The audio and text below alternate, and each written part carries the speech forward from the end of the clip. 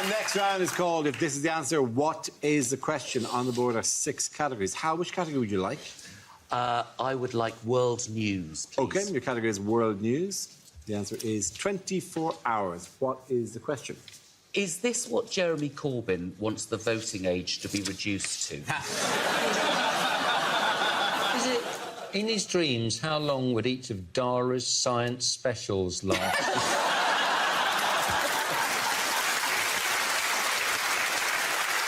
He's on the science. I feel there's a lot that we can all learn. Is it... How long does every minute feel like if you're Melania Trump?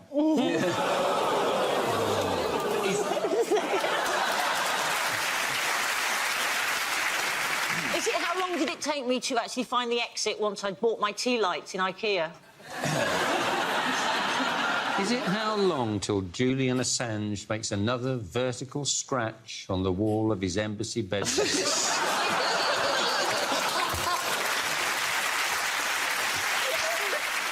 Is it how long is the time between my mum's 2-part text messages? Is it how long do you have to come up with evidence before the DA busts your ass? Is this a new action movie, Strangely English Cop? Bust your ass! Chief, I'm terribly sorry to hear your arse is in a sling.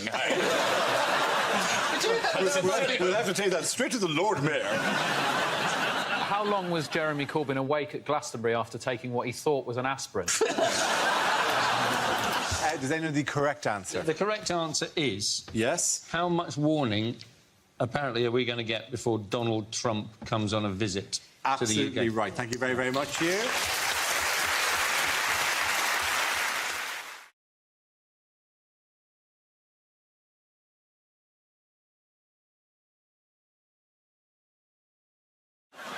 He also said, didn't he, that in this interview, that he'd lost a lot of weight over the last year. He lost all that weight doing the 5-2 diet, Yeah. which is where you eat for 5 days and then you starve yourself for 2 days. And he liked it so much, he put loads of families on it. Yeah.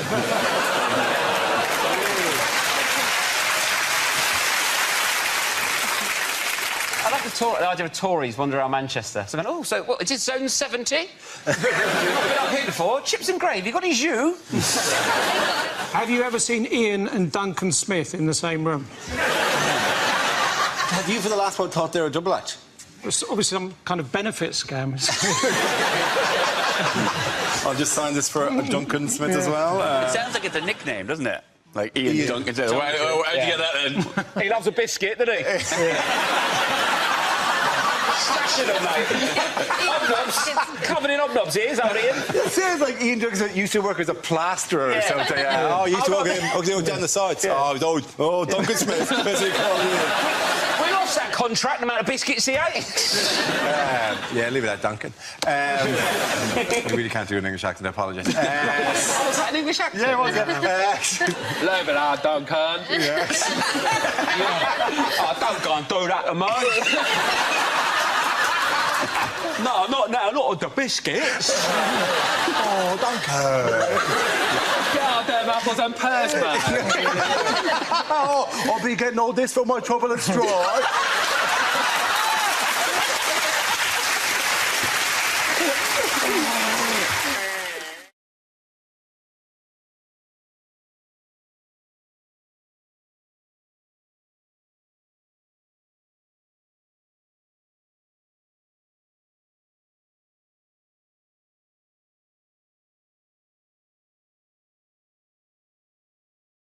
The thing that I think is, actually we should be talking about immigration now, because it's a good thing that he's put it on the table, because, a lot of Europeans are coming into the country and taking jobs that my parents worked so hard to steal in the 70s.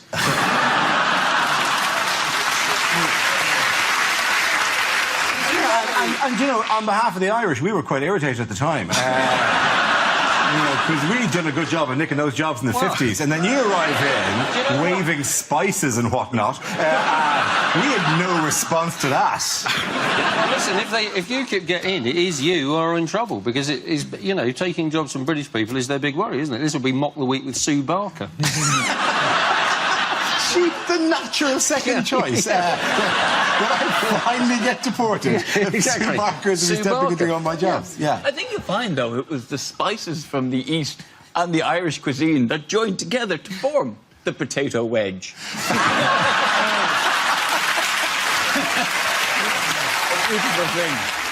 Nigel Farage, he said there was going to be a flood of Bulgarians and Romanians coming over on New Year's Day. Turns out there are now, in fact, 4,000 less Bulgarians and Romanians in the country now than there were last year.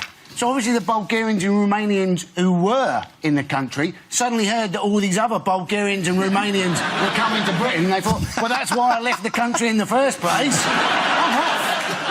It works both ways, though. It works both ways, and the British are even sneakier at getting into countries. I keep having British children. They sneak in through my body, and then they talk like this way, and they love queuing, and they eat beans and toast. I don't know where they're coming from. I think you need to address your open-door policy then.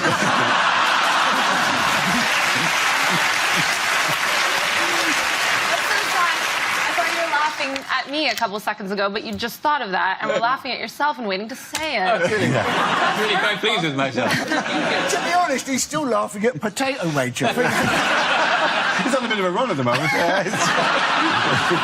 When Farage made these racist comments about Romanians on LBC, he blamed the fact that he was tired. And you're thinking, well, if tiredness is an excuse for racism, the Metropolitan Police must be bloody knackered, mustn't they? The other one he said was he felt uncomfortable on train. You get on a train out of London and he would hear foreign languages being spoken. And you kind of go, if you're in the train out of London and the ticket officer came on and suddenly started going, Verkarten bitte! Wo ist deine Papieren? Wo ist deine Papieren? You would wake up and go, it was all a dream! We didn't win the war! Oh, no!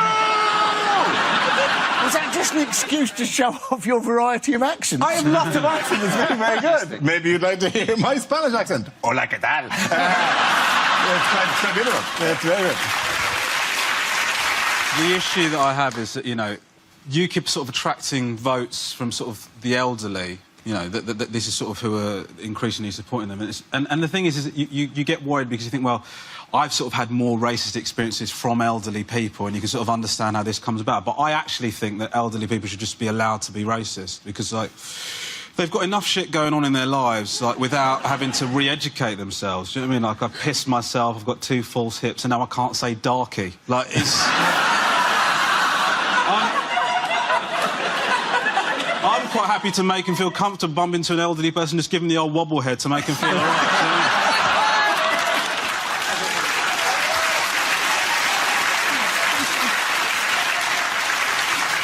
That UKIP's on telly all the time, even though they've got no MPs in the House of Commons.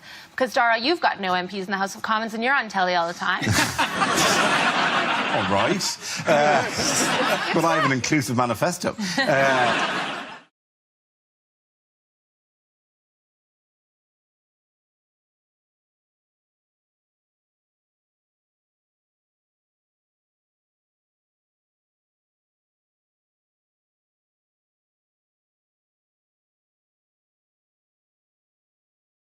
Now we play a round called It's Getting Hot in Here, so take out all your jokes. This game involved Tiff and Ramesh, so if you could make your way to the performance area, please. This round is a stand-up challenge. I launched a wheel of news, and whoever chooses to stop, one of our performers must step forward and talk about that subject. OK, here we go. The first subject is... magazines. Who wants to come in on that? OK. Tiff. As a woman, most of your life is designed to make you feel a little bit shit. And magazines are responsible for that. You know, magazines like OK, which I look at on the shelves and think, when are they going to stop putting people on the front of that who are quite clearly not OK? Magazines will recommend that you have plastic surgery. That seems to be everywhere. Too much plastic surgery these days. I think that's why they've invented emoticons. Right, they're for women who've had too much plastic surgery, so you can just hold up an iPad and say, I feel happy, I feel sad, I feel like a smiley poo with eyes. But I think the worst thing that magazines do is they perpetuate trends, really bad trends, right? I don't know how you guys feel about vajazzling. I genuinely believe it is a plot by religious groups to get gay men interested in vaginas.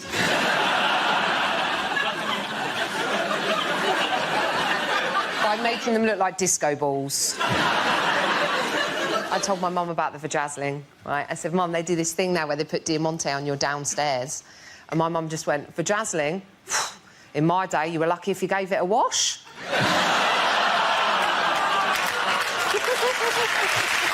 Thank you very much, Chef. OK, that leaves us with Ramesh. Let's see what you've been left with. Let's spin the wheel. And the topic is parenting.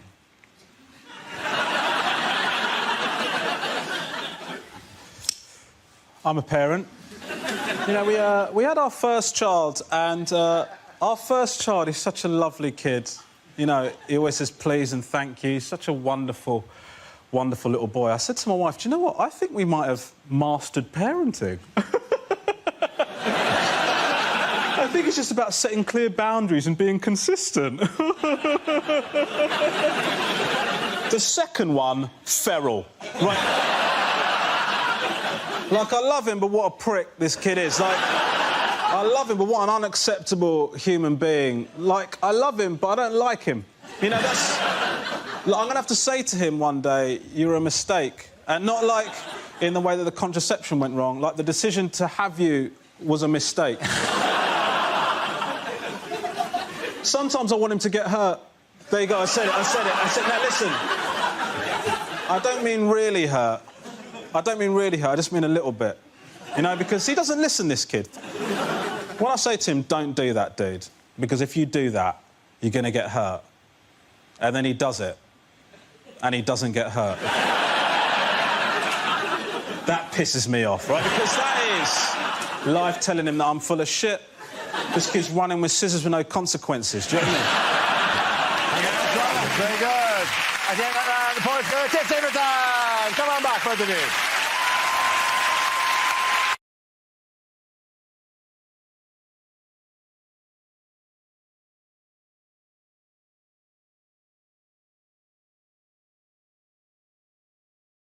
Hello, Canterbury. Let's make some fucking noise!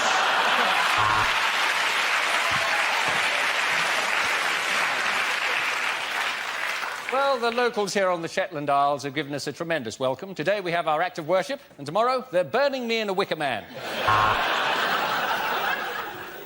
They call him G.O.D. and he the Big Daddy. He look like me, but he more beardy. Hello, I'm Sister Margaret, and I'm an alcoholic.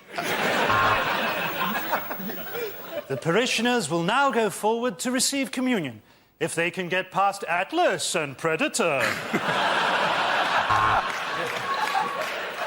Christians in one corner, Muslims in the other. Let's get ready to rumble!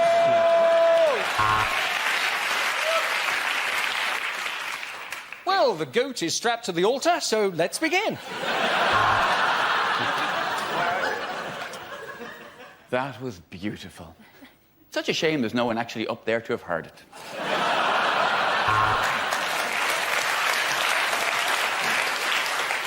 And we appear to have a streaker. No, one of the altar boys has escaped from the vestry. If you're enjoying this, why not turn over to BBC Three, where you can enjoy Songs of Praise uncut. Well, now, choir of the week. They're not the Von Trapp family, but they were the Trapp family. It's the Fritzels from Austria!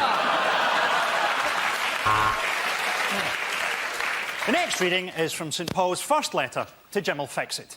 At the end of that round, the points go to Frankie, Hugh and Ed.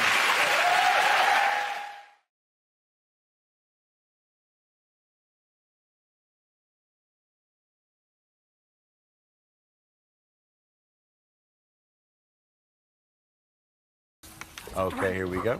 The first subject is extracts from DVDs that would never sell. Welcome to exercise for manic depressives. Down, up, down.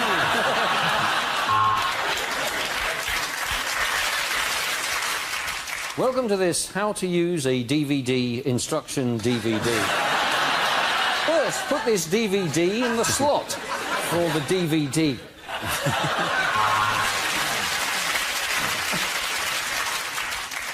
Steven Spielberg, circumcision.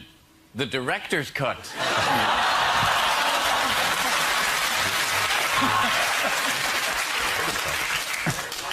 Welcome to the suffragette story with me, Miley Cyrus.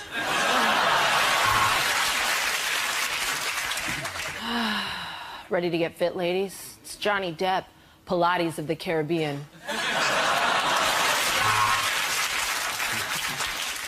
The main point of this self-help DVD is that only you can help you. No need for me, then? Thanks for the 20 quid.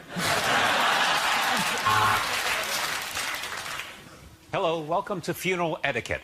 When's the right time to fart?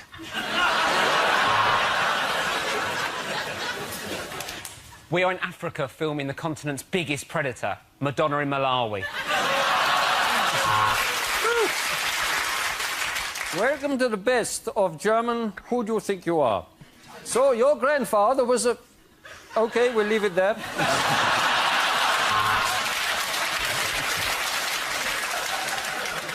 Welcome to the best of Test Match Special. That one works.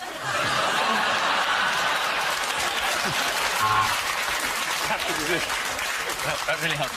This is the DVD you've been waiting for. All the tweets of Alan Sugar read out loud by Stephen Hawking.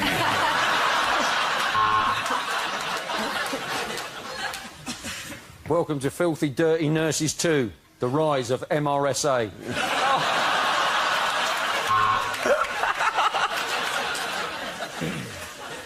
Hello, I'm Ed Byrne. Welcome to Wank Yourself Skinny.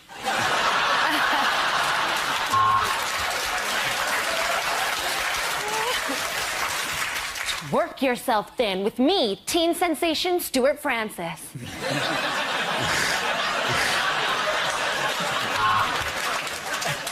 It's the DVD we've all been waiting for. Two politicians discussing Rwanda.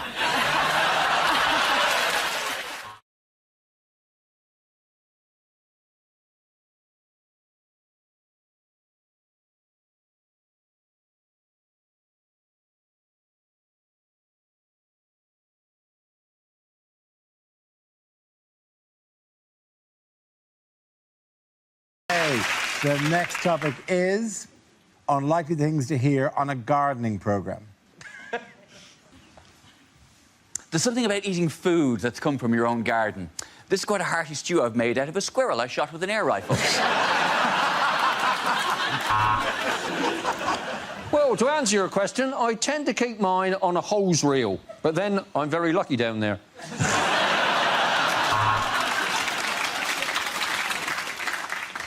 These pine trees smell suspiciously of air freshener.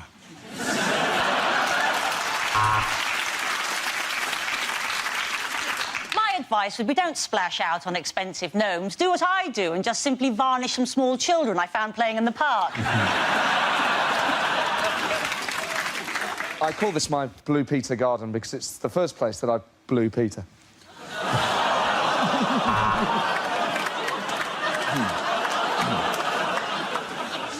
Remember, the trick is to get your pitchfork right through it before you take it and throw it back over the fence. Well, we've had a letter from Mrs. Smith of Epsom who's asked us to identify something that she has found in her garden. Well, Mrs. Smith, that's a dog turd.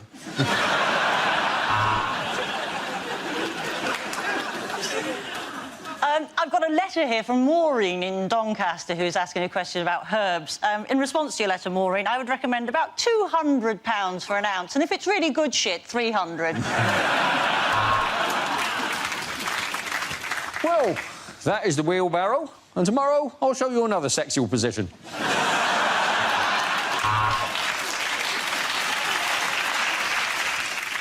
So it's quite simple to take up an old patio. All you do is just leave it. Let's not talk about it ever again. I woke up in a field of aubergines the other day. I thought none of these baby seals have faces.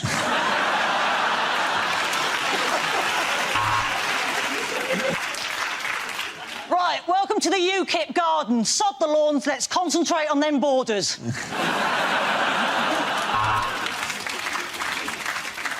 So you could use a lawnmower or a strimmer, although I would recommend waxing.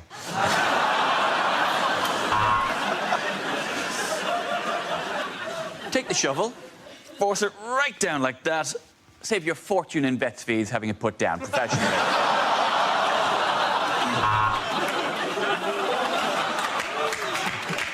Help! I'm being attacked by pineapples! Help!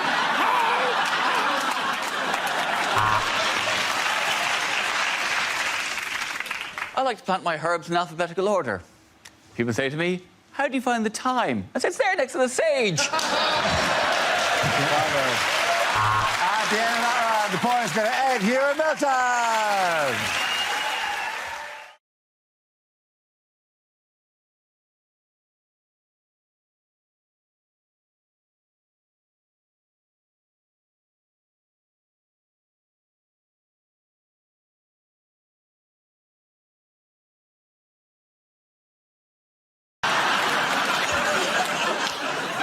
Nits. It's nits. It's super nits. Yeah. I'll tell you why they've got too many nits. Is because they're all sharing the same hat to decide which house they're in.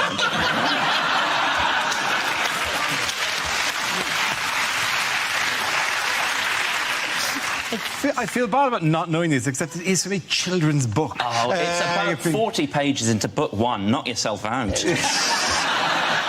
I'm not going deep on Order of the Phoenix here. Whereas something like Robot Wars is really adult, isn't it?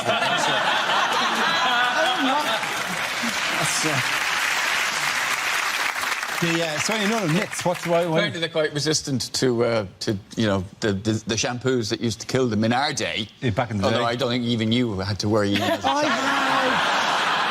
I've lovely lustrous hair.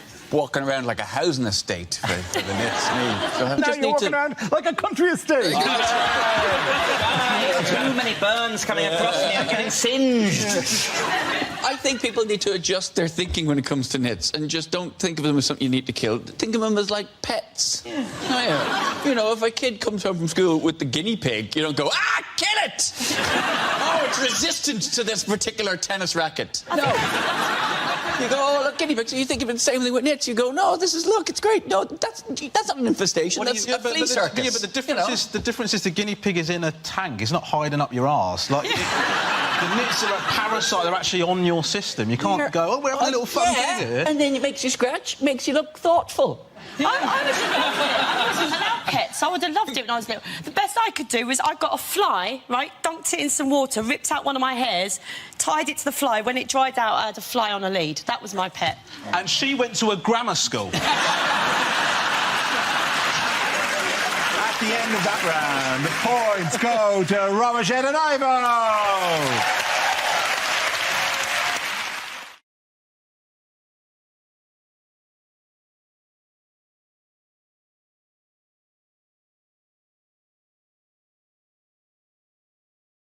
The next round is called Between the Lines and features Hugh and Greg. Would you make your way to the press pit, please? Greg delivers a speech in the guise of a leading figure on the world stage while Hugh translates what they really mean. Greg, you are American presidential candidate Barack Obama. Ladies and gentlemen, I'm going to attempt to emulate my political heroes. Luther, Kennedy, Martin Luther King. Martin Luther King, what's wrong with Martin Luther King is fine. It was Luther. I love the idea your brain's just going, I can offer you the word tangerine, that is it. Yeah.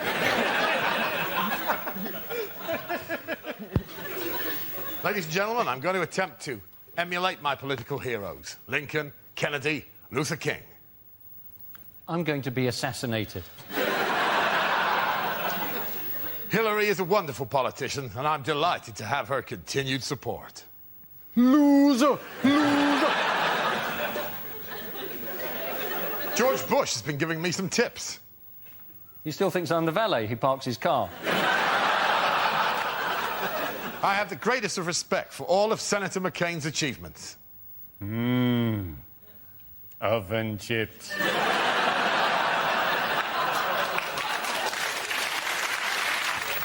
I will, of course. I'm sorry, I'm starting to sound like some sort of soul singer now. Yeah, we got it together, didn't we, babe?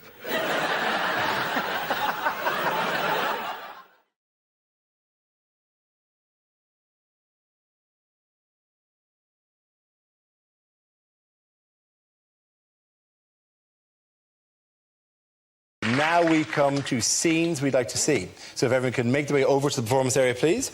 I'll read out this week's topics, and then we'll see what our panelists can come up with. OK, here we go.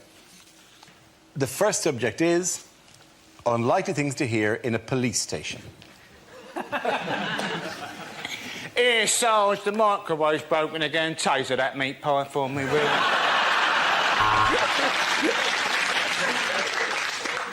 I know it's unlikely, but I don't suppose anybody has handed in Colonel Gaddafi, have they? I noticed the burglar making his escape. At this moment, I cursed the police cutbacks and gave chase, shouting, Nina, Nina, Nina.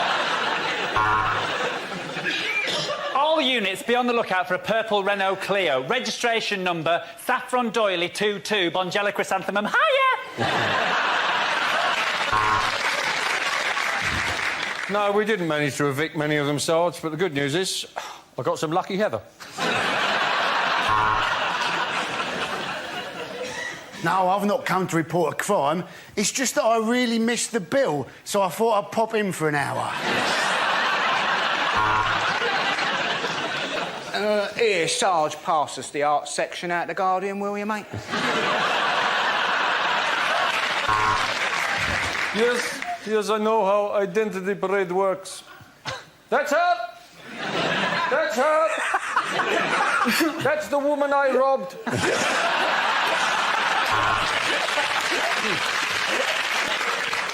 Right, listen up. We've got a new man starting. He's half man, half horse. It's Inspector Morse.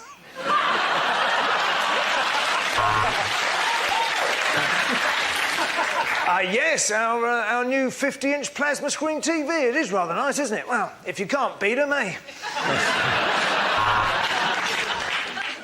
I am charging you with the murder of Mrs. Thompson. That'll be £7.19, please. Right, listen up. There's a giant fly attacking the station. I've called the SWAT team.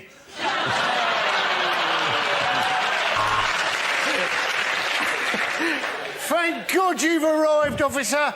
Some bloke just jumped into the boot of my car and shot himself 14 times. Yeah, we got the tox report back. Turns out they go straight after the ticks.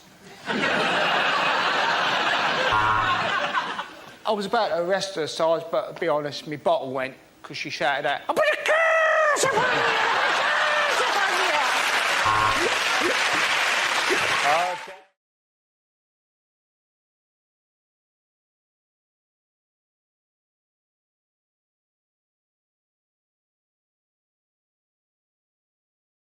Unlikely things to hear on a property programme. Next, Cash in the attic. Tennis player Pat Cash has a nervous breakdown and decides to haunt his estranged family.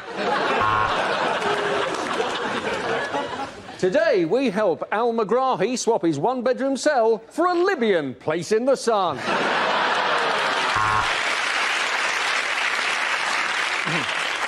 This couple's grand design is to turn an abattoir into an old folks' home by changing the sign. I'm Sarah Beanie, and I'm not pregnant. You can't decide between the two properties? Well, you're an MP. Why don't you claim for them both?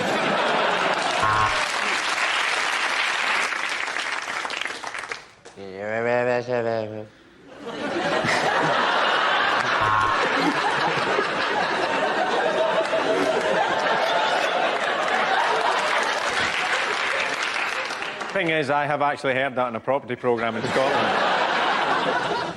And remember, the prices of property can go down as well as plummet. You know, I said those ghastly beams, what on earth are they for? It turns out they were for holding your house up. once Llewellyn Bowen, and I'm so posh, I've actually got a swan for a penis.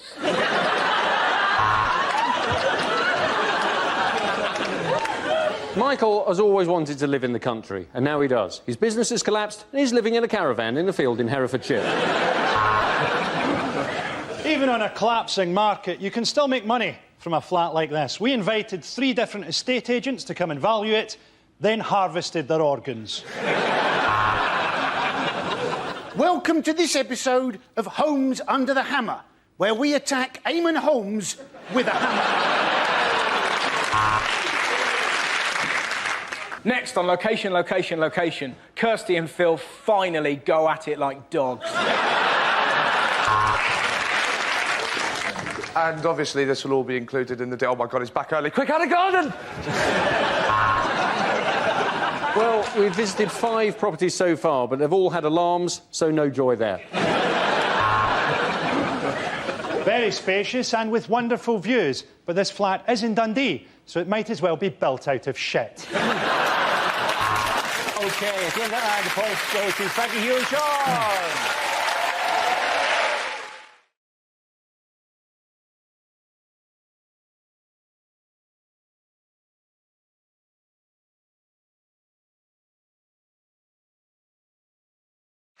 Our next round is called Headliners. Here's a picture of Mahmoud Ahmadinejad, but what does ACIP stand for?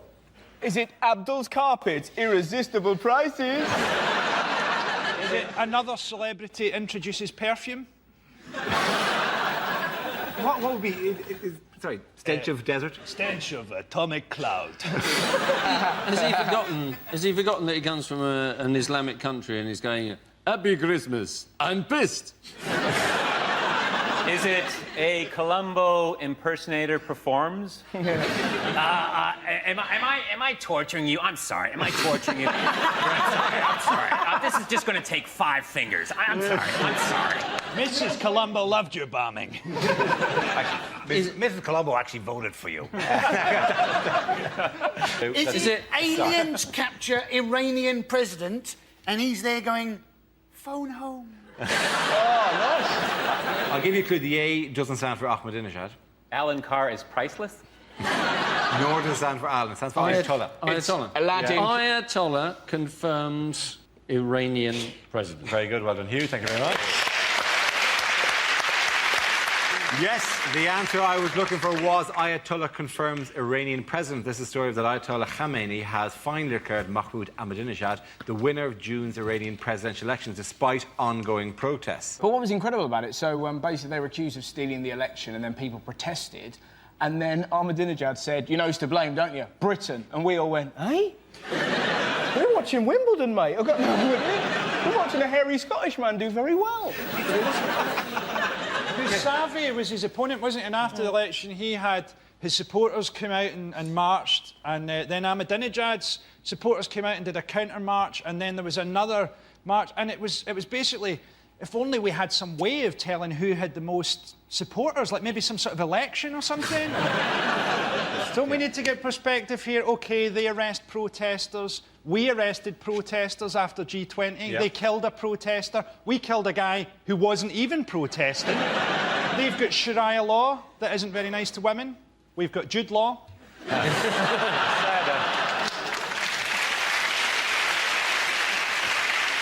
How did you come to the attention of a lot of people over here? Twitter. They use Twitter. We use It was a and beautiful, Facebook. it was a beautiful story about that when Ahmadinejad. It's not a name that you can't pronounce, but it's a name that you have to think about just before you pronounce. Yes. He probably thinks that everybody's just incredibly dramatic. Hello, President Ahmadinejad. Why is everybody so arch in Iran? I don't know, President It's funny, but Ahmadinejad. What was amazing about the Twitter story was that because they're so scared of protesting, that the way they were going to protest when Ahmadinejad was going to be on TV, they were going to put on every household appliance so that they could try and cause a blackout to get him off telly. Isn't that beautiful? He's on, put on the kettle, plug in the Hoover. You're there sat there with your Tetleys going, I'm part of a revolution. Yeah. All Twitter was all obviously on one side until Ahmadinejad himself went on Twitter and he tweeted, "Hey everybody, some crazy stories about the election. Basavi got pwned. Mega lols." And all these bands, like, this is the endorsement. For God, I'm sorry. This is a sense of scale. This is a country that aspires towards nuclear weaponry. This is their presidential endorsement. That's a raffle at a school hall, right? I actually played that club, and it's very distracting with those three guys behind it. He also doesn't seem to have any feet. Where have his feet gone?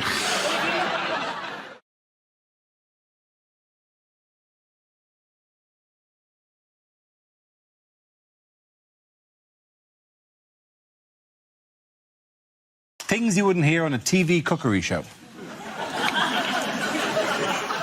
Hi, I'm Nigella Lawson, and before I bake any cake, I like to chop my flour into lines. You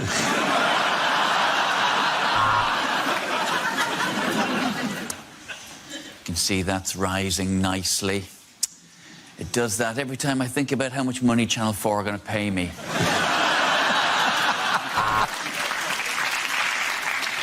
Hello and welcome to Can't Cook, Won't Cook. Today we won't be making anything. Goodbye. Coming up next on Saturday Kitchen, whatever we want, because we know you're too hungover to change the channel.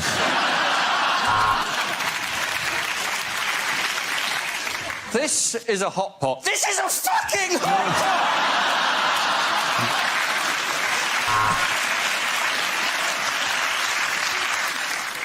So, if you want to bone a chicken, what you need to do, take it on a couple of dates, and then invite it back, put on some romantic music, and let nature take its course. There is a bit of a problem on this week's food and drink. I've finished all of it.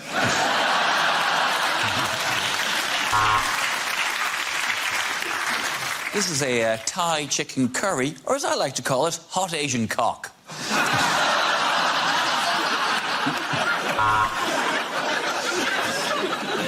OK, Sam, let's see what you've brought in your bag of ingredients. It is a pint of wine and a large Malteser.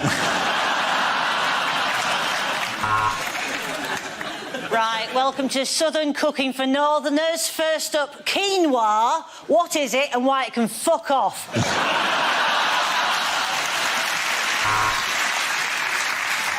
Well, if you're going to pop it in, don't forget to cover it first. I didn't, and that's why I'm making paternity payments. Hello, I'm Greg Wallace, and this series of MasterChef, we won't be using plates. We'll just be eating off my shiny, shiny head. Hello, it's Nigella Lawson here again. I'm just going to say the word spatchcock for no reason. Spatchcock. Anyone can make this. You can't, Beatrice. Sorry, you can't beat rice. Let's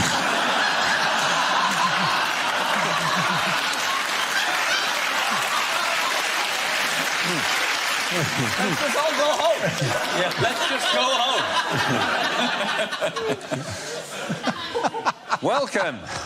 Welcome to Great Indian Bake Off. I'm Paul Bollywood.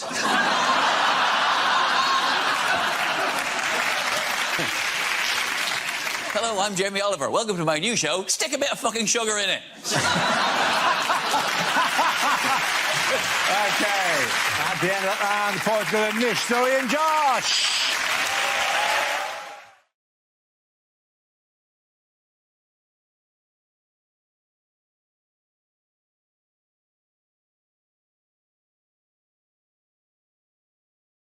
Now we come to scenes we'd like to see. So if everyone can make their way over to the performance area, I'll read out this week's topics and then we'll see what our panelists can come up with.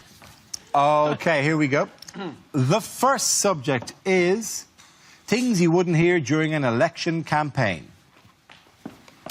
I know we didn't follow through on all that bollocks we said before, but this time we really mean it. We in the Green Party think we've had a cracking election. Nobody's voted for us, but they've put all the election literature from us in the correct recycling bin.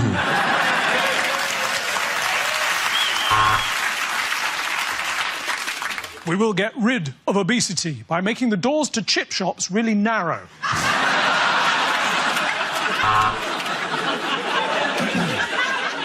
I visited a factory today, and the man let me ride on the forklift. It was good.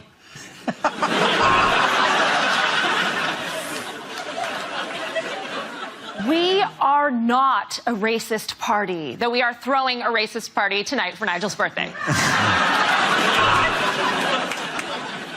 Farage, this is my bunk bed. You keep on the top bunk. For goodness sake, Boris, when we said press the flesh with the electorate, we meant shake hands. I'm probably going to vote Lib Dem.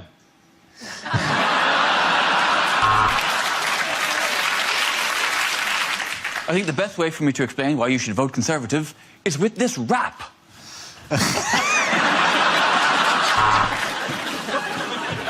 Nick Clegg has demanded a recount. Here we go. 1. Happy now?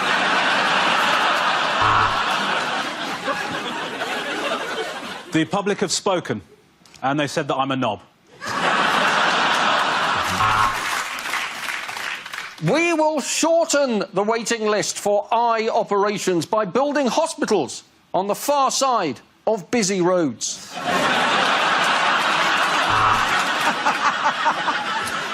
We plan to replace the glass ceiling for women with something much easier to clean.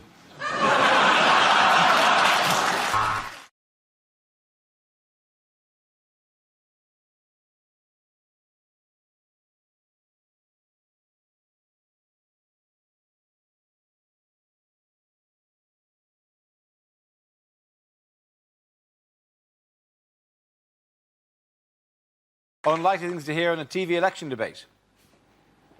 The truth.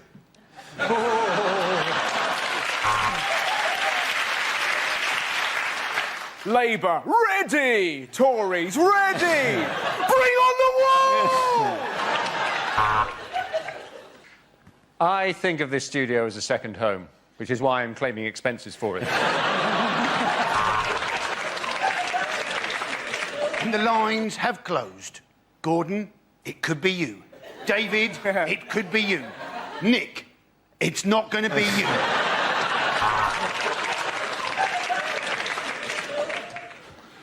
We in the Tory party are going to give the north of England a huge boost, and then all the people can come out and lick the chocolate off it.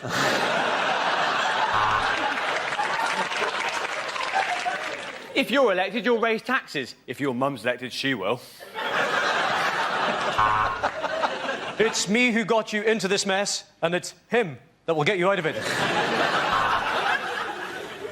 And at the end of that round, Gordon, you've scored no points.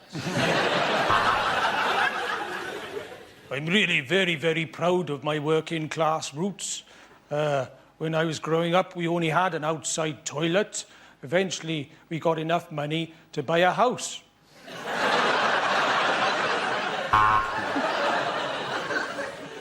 Cheryl, tonight you're going to be mentoring the Lib Dems. Let me know, Pick.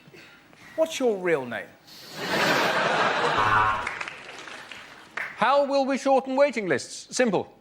By letting the weak die.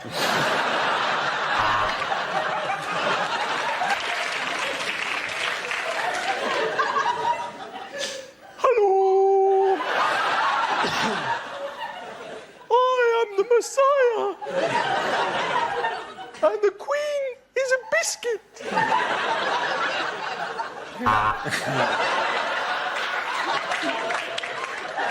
I am almost certain that was a floating voter. Very good. Get that round. The point's got a Patrick, Hugh and Milton.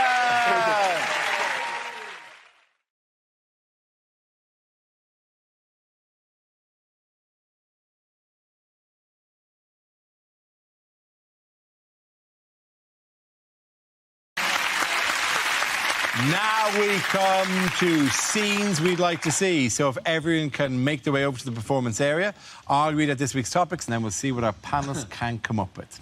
OK, here we go. The first subject is commercials that never made it to air. Fungal foot problem. Have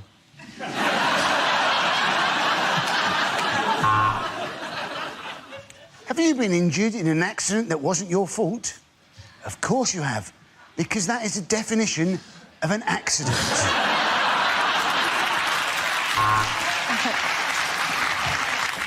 FIFA summer sofa sale. Total office clear out. Bribe now, pay later. Andrex, because who wouldn't want to wipe their ass with a puppy?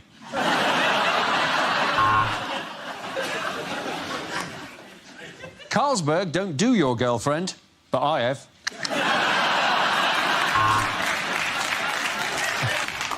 What's that? Yeah, mate, I got some bad news about your dad.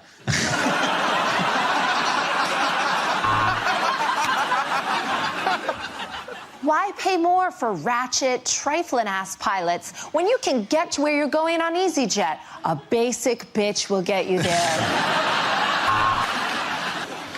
We call it a Happy Meal. The cow we killed wasn't too chuffed, though.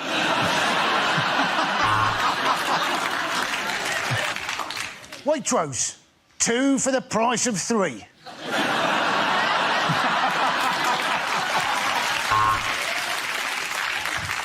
We had debts all over the place, but Wonga took all those debts and put them in one simple loan. They also took our house.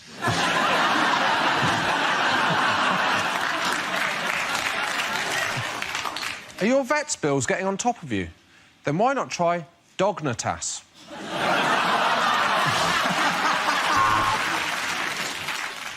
Want to save money on biscuits? Easy. Give blood.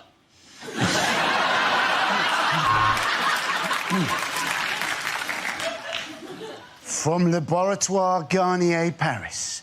Because if we said it was from Unit 5 of a Luton industrial estate, you wouldn't buy it, would you?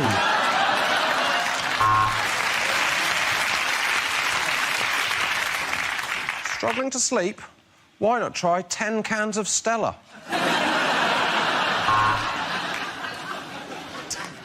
Did you mistake your girlfriend for a burglar on Valentine's Day? Then you need to go to Specsavers.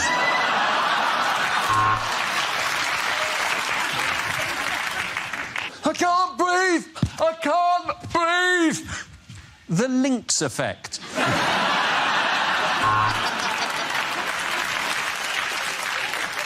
That one's accent is a bit more racist than that one's accent. There you go. Just compared the meerkats. OK, the next topic is lines you wouldn't hear in a sci-fi movie. Hi, is that NHS Direct? Yeah, a bit of a temperature and I've got an alien coming out of my stomach. 2 paracetamol, OK. OK, Mr. Zulu. Set course for the 4th quadrant to the Orion Nebula. I think there's a Nando's there.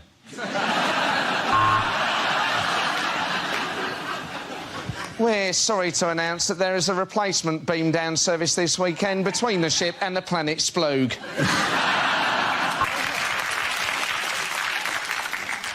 You've got to imagine this in a Scottish accent.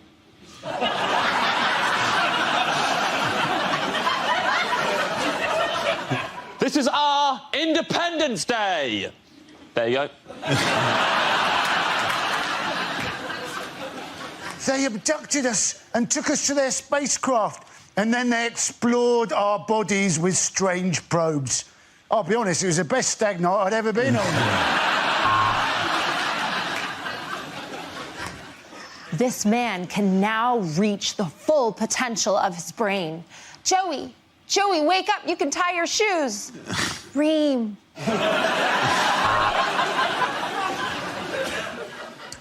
What the people don't know, Captain Kirk, is that when I do that V thing, that means in Vulcan, I've had your mum.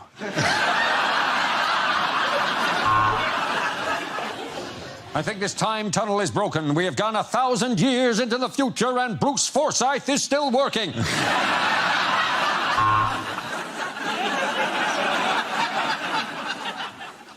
If you take the red pill, you will enter the Matrix. If you take the blue pill, you will have a boner for 7 hours.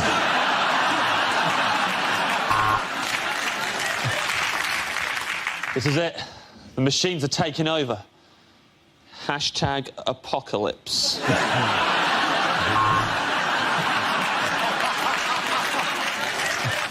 Yeah, I've had a look at it, mate. The problem is your nano boosters are shot and your warp drive is fucked.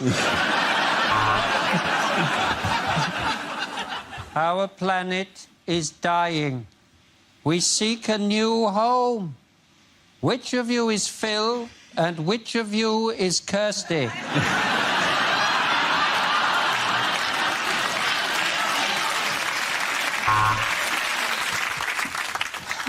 The dinosaurs are killing everyone. Why do we keep reopening this park?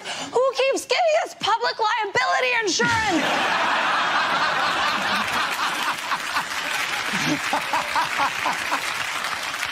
So the plan is you get in the time machine, go back in time, and cock-block Hitler's dad.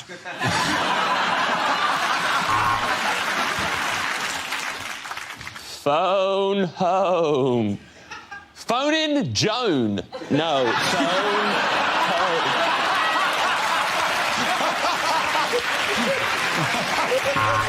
OK, at the end of that, the points go to Matt, Catherine and Andy.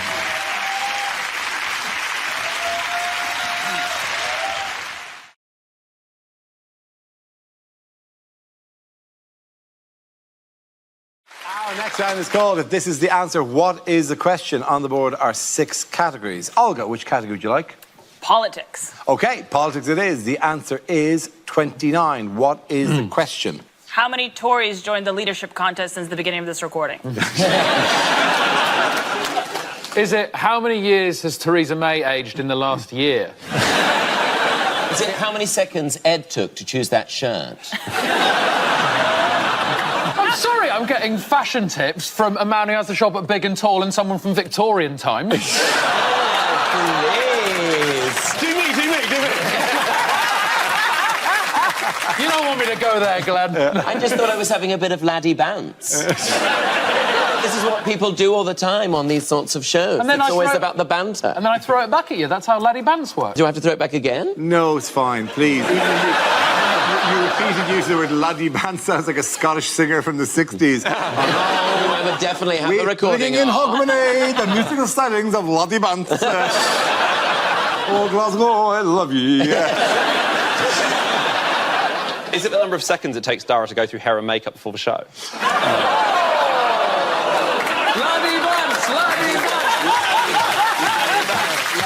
Go on, Dara, say something horrible back to him. Dara, call him a Lego figure geography teacher. Go on, Dara. I just think when you brush it all forward, it's clearly obvious. No. Does anyone have the correct answer? Yeah. Is it how many weeks after we leave the EU will we politely ask to join again?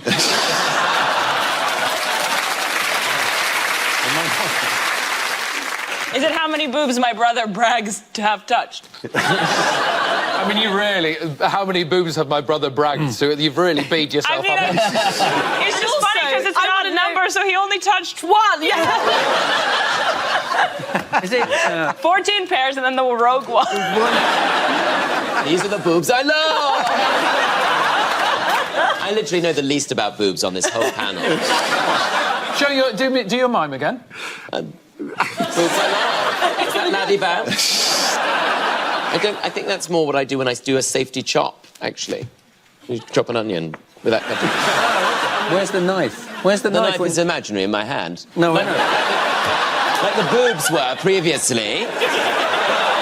Honestly, it was so good I saw the boob. And so when you safety hold the boob, does that mean that you can then put your other hand in without danger? Yourself? I was talking about chopping onions. I thought it was a stance with an onion stance. Yes, rather than touching boobs, both of which do make me cry. You Is it how many... Are we doing it now? Yeah, we are. I think we've had our fun.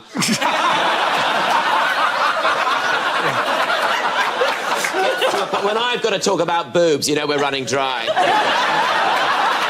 When you talk about boobs, I'm running dry.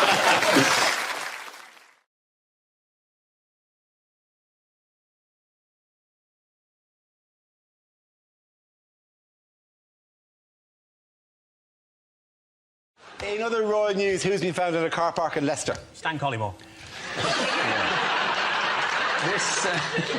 This is Richard III, isn't it? It is Richard III, yes. Do you know about Richard III? I know a little bit about Richard III, yes. Well, Although my image of Richard III would be kind of... because we weren't taught a lot of that in school, is of the Shakespeare... So he was the...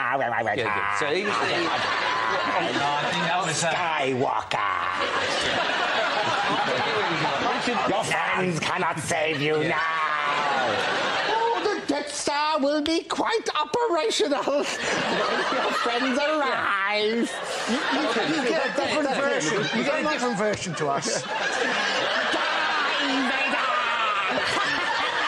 Richard III was the man who lost the War of the Roses to Alan Titchmarsh. And he died at the Battle of Bosworth, and his remains have been found under a car park in Leicester, which is great, but they don't know what to do with him because he's lost his ticket and he's got £6 grand in back payments. He's got to pay another 50 because he's buried across 2 spaces. I'm amazed that anyone's shocked about finding him. The state of car parks these days, you can't walk 10 feet without putting your feet in a Richard III. No, it's not a big deal either, is it? They found him in... It's not a big deal. They found Richard... It's not a big deal. They find Prince Harry in a skip most weeks. It's an amazing addition to Leicester's Hall of Fame. They've got Engelbert Humperdinck, Shawaddy Waddy, Rusty Lee, and now Richard III. It's the worst variety show of all. All emceed by Gary Lineker. Please tell me that he comes on at the end. I'm suspicious it is Richard III, but firstly because, you know, they didn't have car parks in the olden days, and also because they found the bones in a small cardboard box labelled Southern Fried Chicken. Well, I think that's the reason chickens do have a curvature of the spine. Yes, yeah, they do. Wings. It is, yes. And people were a lot smaller then, so... They weren't the size of a chicken. That's some way I have found Richard III. Just a chicken carcass. Yeah, look. We didn't have to dig. One of the cars pulled out and it was just here. They think he killed the prince in the tower. They're not quite sure, but they think it was with a candlestick or the lead piping. That's one thing. And they think that now he was probably quite a good king, in fact. Don't they? He also said a horse, a kingdom for a horse. I think he should be saying, the Force! My empire for the Force! Skywalker! That is the greatest thing of everything in the world. Like, oh, the Death Star will be quite operational. There's a pitch beat in Monkey. This. Yeah. Monkey! I have We've given... got like a Chinese Death Star. This Death Star a lot cheaper than the other Death Star. But it's not faster. You cross my palm with my lightsaber. I tell you fortune. You deliver to Endor. Endor, follow me. You have to correct. I put down the force field so you can get in, innit?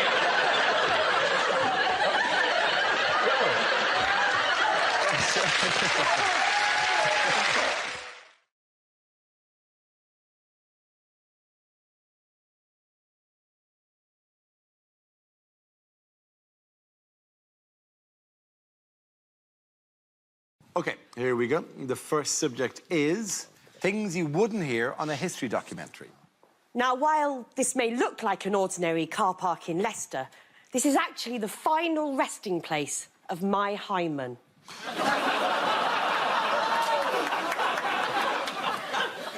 It's on this very spot in Dallas, overlooking the president's motorcade, that John F. Kennedy is going to die. And it was here in this field that the fighting started. It was Glastonbury 2015 and some prick nicked my tent. The Trojans had been fooled by a wooden horse. They would never bet on the Grand National again. I'm I'm walking on the outside of this castle because of my National Trust lifetime ban.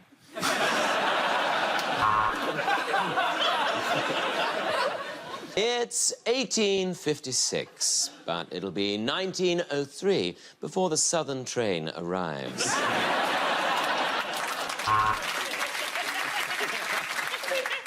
Henry VIII liked his wives to be athletic, and that was her downfall. She wouldn't run, she wouldn't walk. She would simply Anne Boleyn.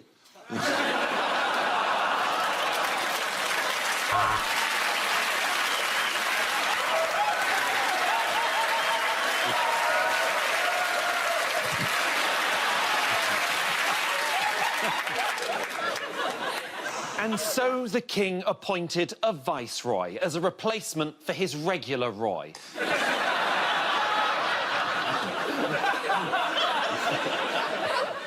We talk a lot about Winston Churchill's achievements, but we don't talk nearly enough about that ass!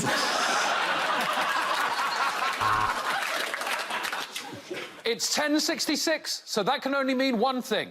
I shouldn't have bought my digital watch from a market. Before dawn, the carts would all come out to collect the bodies. That is until the day that Prince Philip finally handed in his driving licence. As the door was opened, he uttered the words which would start the Russian Revolution. "Excuse me," he said. "Is Lenin?"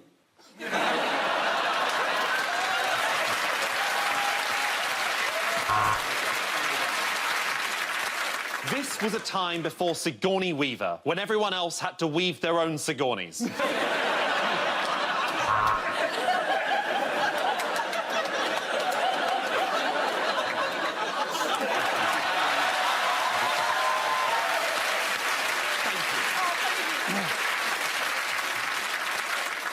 Incensed that both Henry and Edward had become king, Thomas the Tank Engine plotted revolt.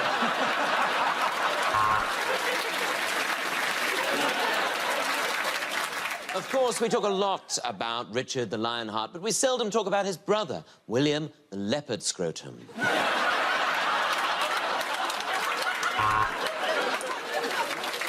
And the tyrannical leader took his own life in the bunker, is what I hope for every time Trump goes golfing.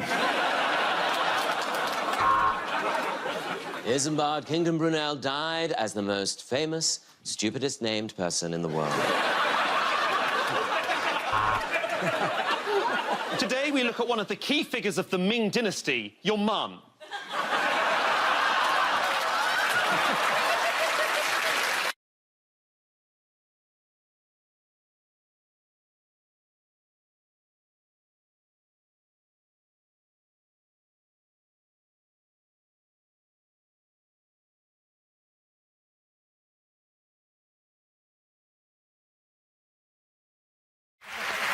Now we come to our final quickfire round called Scenes We'd Like to See. This is for everyone, so if you could make your way over to the performance area. I caught ideas for scenarios we'd love to see, and the performers come in with their suggestions. OK, here we go. The first subject is questions that were rejected from this year's exams. If the answer is 9, what is the question?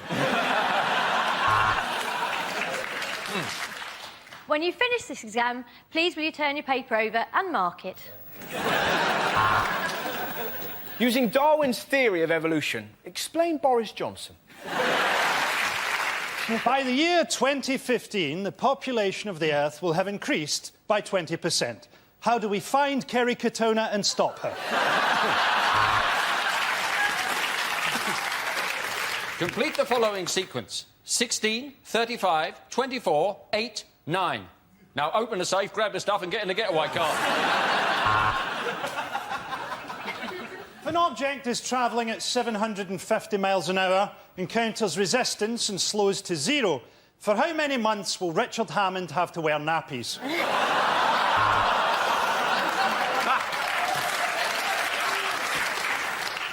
On the diagram below, show on the body where you like to be touched.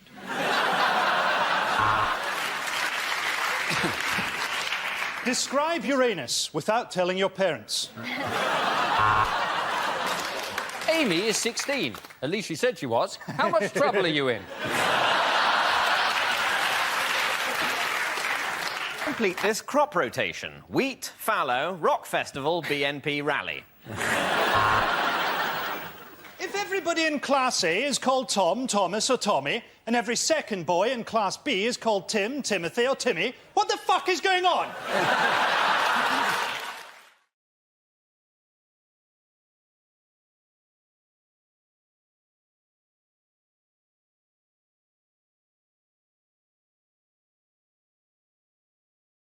Unlikely lines from a children's book. Yeah, Mr. Tickle, you think those arms are big? Wait until you see Hugh's dick.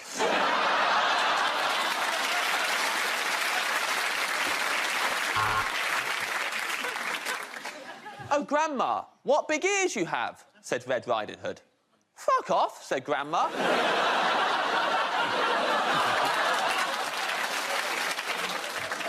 Do you know what? Said the big friendly giant. I've just been fired from Mock the Week.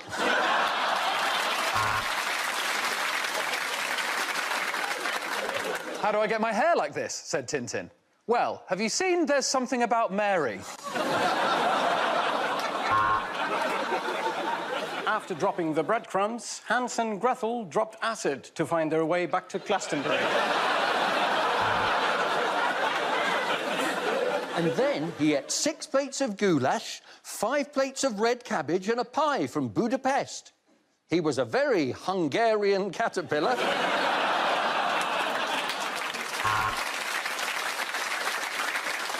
Piss off, Malfoy, you little Nazi incel weirdo.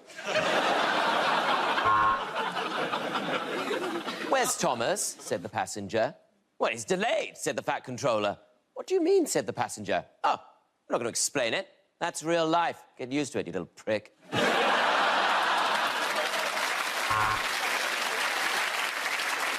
One of you, said Toad, is a mole for the Russian government.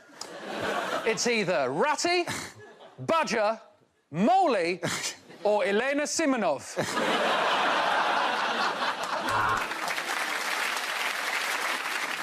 Look, said Harry, Wittgenstein's having a spliff.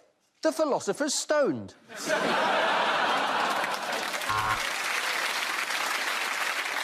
And then Paddington told the lady bear to brace herself before flipping her over and opening a fresh jar of marmalade.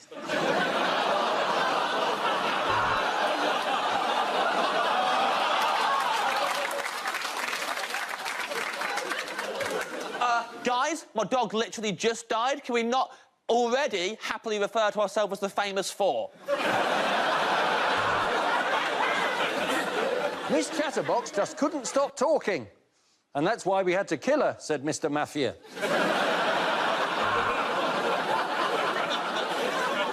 Just tell him it stands for Big Friendly Giant, said Sophie.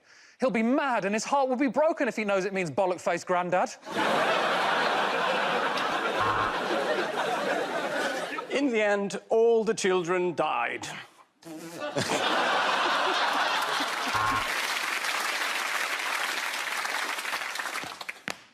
We're going on a bear hunt.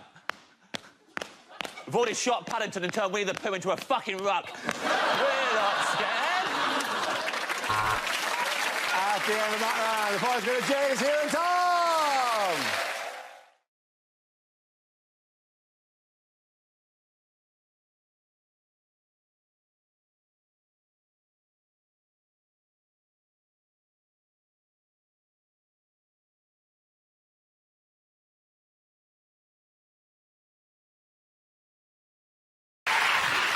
Questions omitted from the British citizenship test. Can you fly a plane? Can you land a plane? Pat Butcher, shag or die?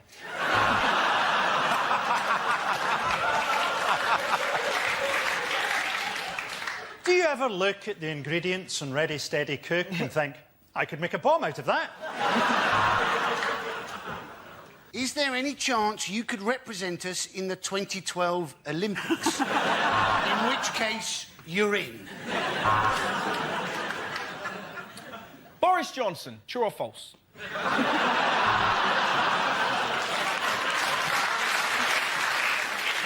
Do you like the music of Shawaddy?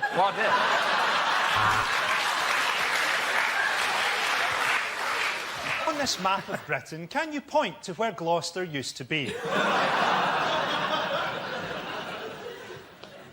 Are you paying too much for your car insurance? OK, let's leave it at that. Point to Frankie, you and Adam.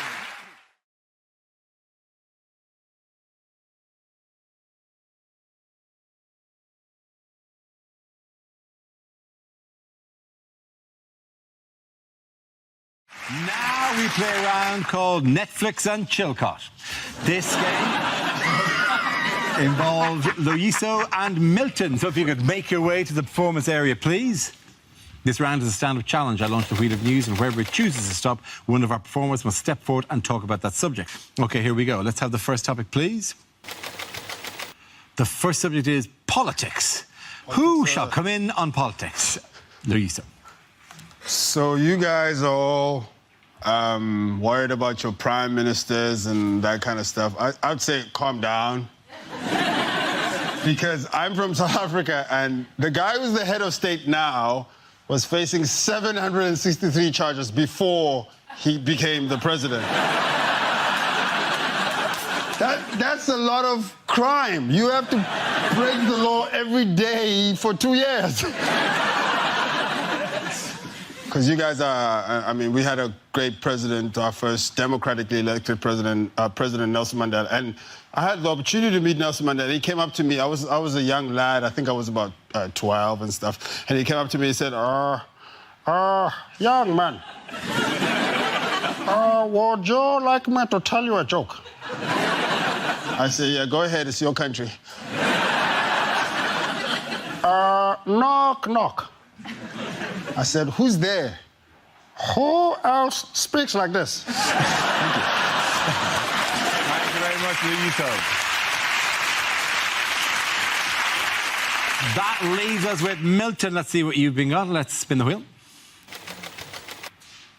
And it's jobs. Milton. Have you noticed that if you Google the phrase lost medieval servant boy, it says this page cannot be found?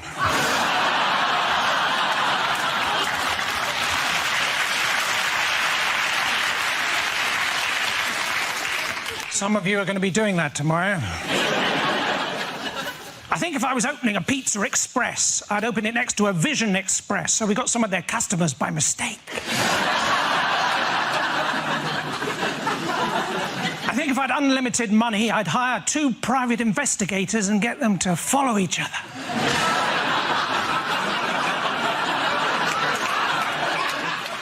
Do you ever get that thing where you think someone's probably definitely wearing a wig, and you think to yourself,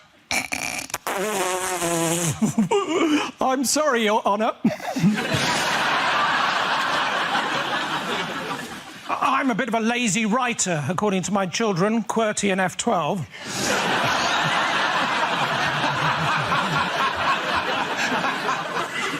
Being a PE teacher, that's easy, isn't it?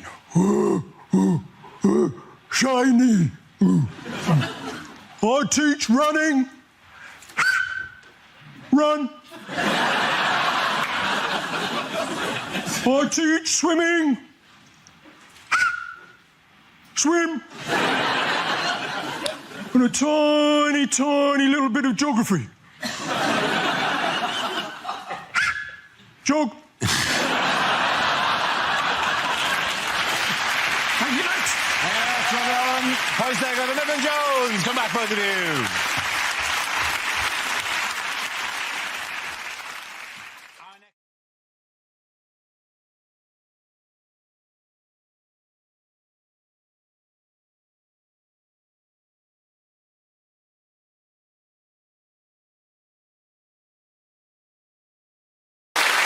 Now we come to scenes we'd like to see. So if everyone can make their way over to the performance area, I'll read out this week's topics, and then we'll see what our panellists can come up with.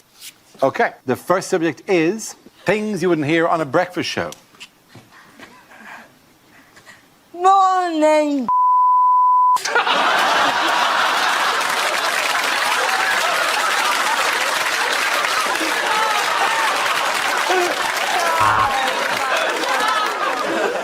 Just checking, this isn't live, is it?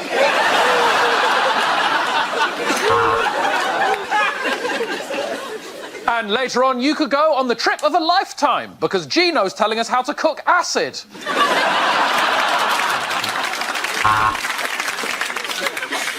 And coming up, we're speaking to 8-year-old coffee aficionado Jasper, who has just claimed the title for Britain's youngest wanker. See me, right? I've had enough of all this bullshit. I'll tell you what's what after the break. Join me, Lorraine.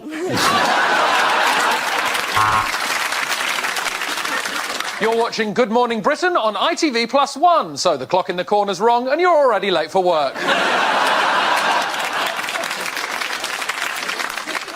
Well, to hear more about the explosion in the opticians, let's go to the Flying Eye. Reports coming in of a major incident at the origami finals. More on that as it unfolds. And now for the 60-second news roundup. It's Rosie Jones. Hello. Goodbye. Later on, we'll be looking at what causes breakdowns. I mean, maybe it's getting up at 3 o'clock in the morning to do this job for 5 years, maybe.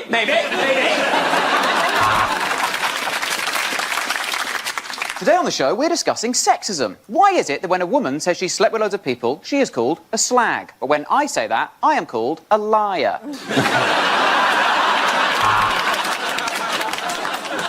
Well, just time for one final quick look at the papers. Yep, she still wants a divorce.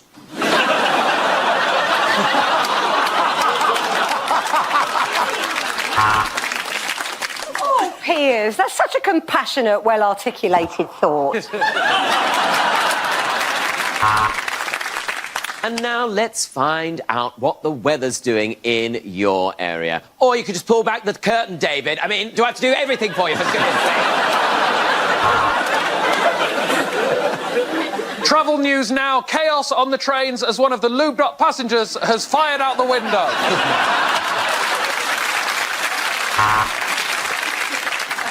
And now for every lad's favourite part of the show, it's the weather. Over to Ask a Bloke One. Switch it to Babe Station.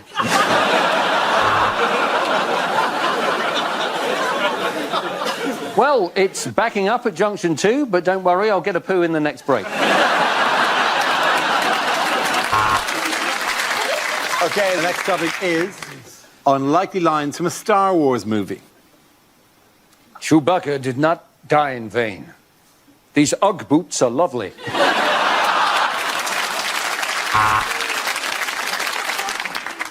Sorry I'm late, everyone. I was just in my bunk having what we refer to here on the Falcon as a hand solo.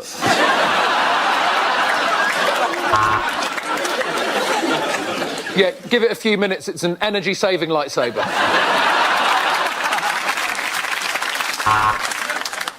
I've done you a favour, and now you owe me one, Kenobi. Actually, this Ewok identifies as a she-wok. A long time ago, in a galaxy far, far away, Mother Week made a set that was fucking inaccessible to disabled people. What are you doing? No, I gave up ages ago. I'm Darth Vader.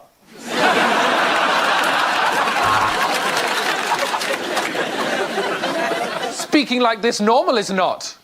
Call me an ambulance. Having a stroke, I am.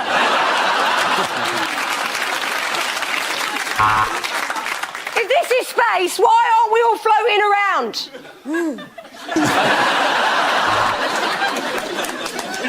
It is the War of the Clones, or as I like to call it, Love Island.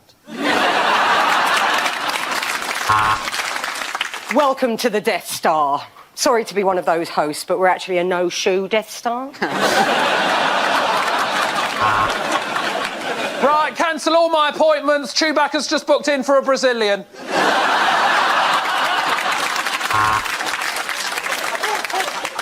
Oh, my God. Someone's doing a Jedi mind trick on me. I'm not in control of my hand. I think they're trying to send you a message.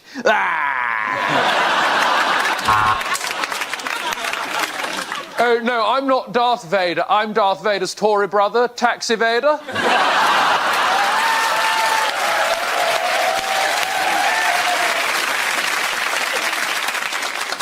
Oh, do we have to fight with lightsabers? It's just that no one looks good under strip lighting. That was Tom Allen with Jedi for the Straight Guy. At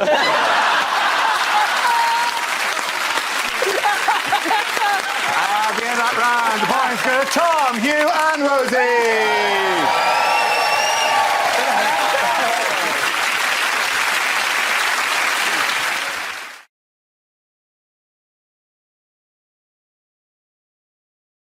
Okay, here we go. The first subject is unlikely things to read in a political memoir. So we were playing Truth or Dare, and I didn't want to tell the truth, so I shagged Edwina Curry.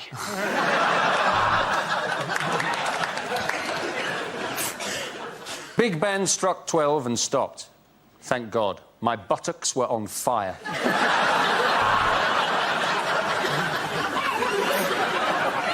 I thought I'd pressed the button that summoned the tea lady. Imagine my surprise when it turned out I bombed Russia. I think the greatest thing about meeting the Queen was listening to him singing Candle in the Wind. Say what you like about Robert Mugabe, but that moustache makes all the difference to foreplay. I suspected that John Prescott was having an affair when the four legs of his desk came through the ceiling above me. I was actually at college with Saddam Hussein. We were at Sussex together doing chemistry and combined inhumanities. At the start, there were 3 women in the cabinet, 5 in the cellar and 2 under the patio. Deciding to go to war was one of the tensest games of eeny, meeny, miny, mo I have ever played. We'd sometimes break up boring cabinet meetings by convincing David Blunkett he was black.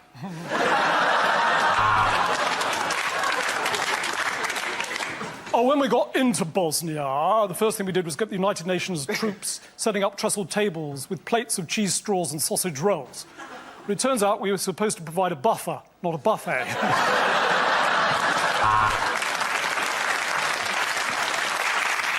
John Prescott, a book by me.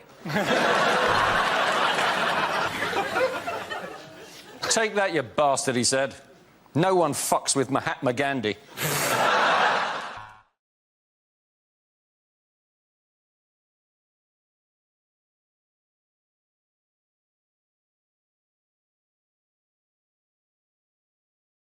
Now we play a round called Don't Put Your Nuts on the Road.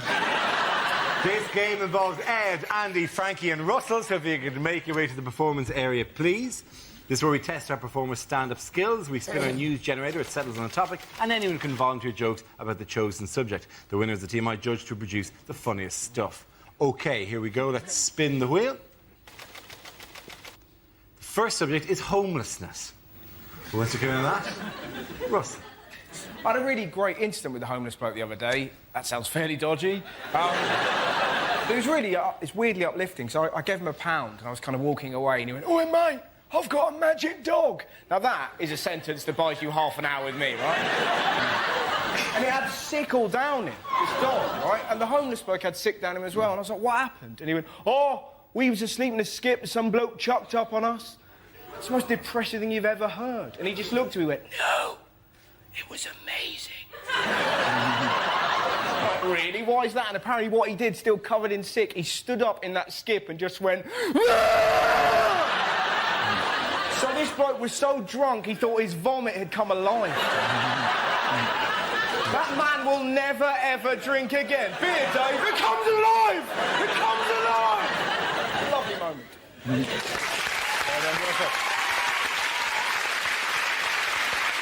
OK, let's spin the wheel again.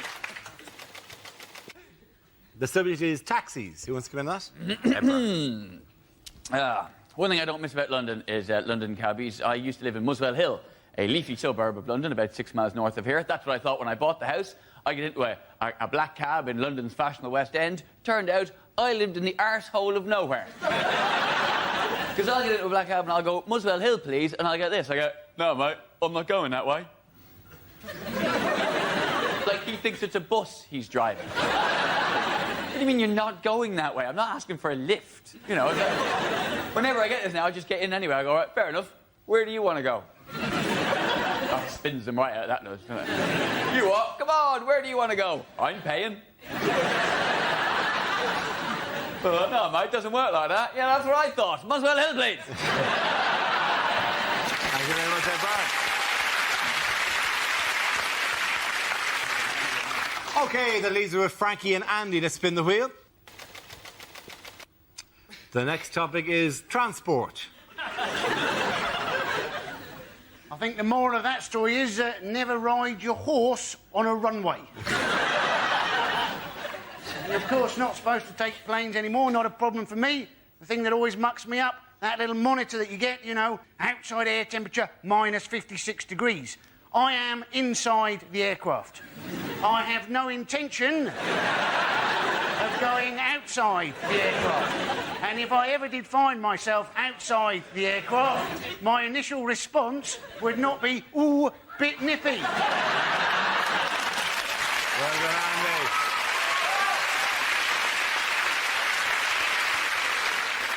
OK, let's see what's been left for Frankie. Let's spin the wheel. It's celebrity. There you go. It was the anniversary of Elvis's death recently. People still think that Elvis faked his death. Surely if you were going to fake your death, you wouldn't do it in a shitting accident. I mean, you'd do something brave, wouldn't you? Rescue a wee boy from a river. Surely not a jobby-related heart attack. We had the anniversary of Princess Diana's death. I thought that at the concert, only Ricky Gervais paid a true tribute to Diana by dying a painful and horrible death. You can get celebrity sat-navs now. You can get a Princess Diana sat-nav. It just keeps saying, put your foot down, I think we can lose them.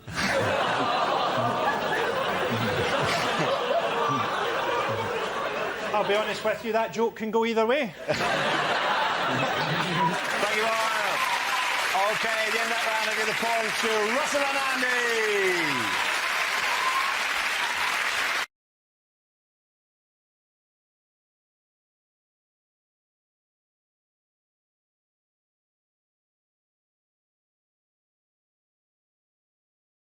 We start with a round called If This Is the Answer, What is the Question? On the board are 6 categories. Catherine, which category would you like? Politics. OK, politics it is. The answer is 10 billion. What is the question? Is it how many hours of community service will Justin Lee Collins have to do before a girl agrees to date him again? Is it the number of tweets that David Cameron's received to his new Twitter account that include the word tosspot? Is it, if the planet Earth wore trousers, what size waist would it take? Well, is it? Well, let me check my notes. No, it is not. Is it how many units do I get through a week? Is it... What does 10 million sound like if you say it when you've got a cold? Is it how many STDs are circulating on the Isle of Fernandos? I don't... What? From Take Me Out. I always thought Take Me Out was a show about people who wanted to be assassinated. Is it how many tattoos would I have to look remotely hard? Is it after how many sheep do you know that you're really not going to go to sleep? Is it how many undeserved chances will Rihanna give Chris Brown? Is it how much would Mr. T get if he went to Cash for Gold? Excellent topical reference there. Is it how many sugar puffs can you get in a pillar box?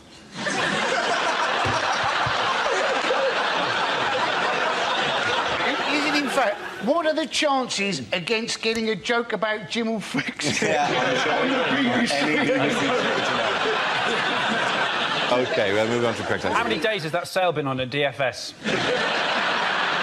I really do need you to go to the correct answer now. Is it the amount of cuts that the Chancellor of the Exchequer is trying to find from the welfare budget? Absolutely right. Thank you very much, Andy Parsons. Yes, the question I was looking for was how much is the government planning to cut from the benefits budget?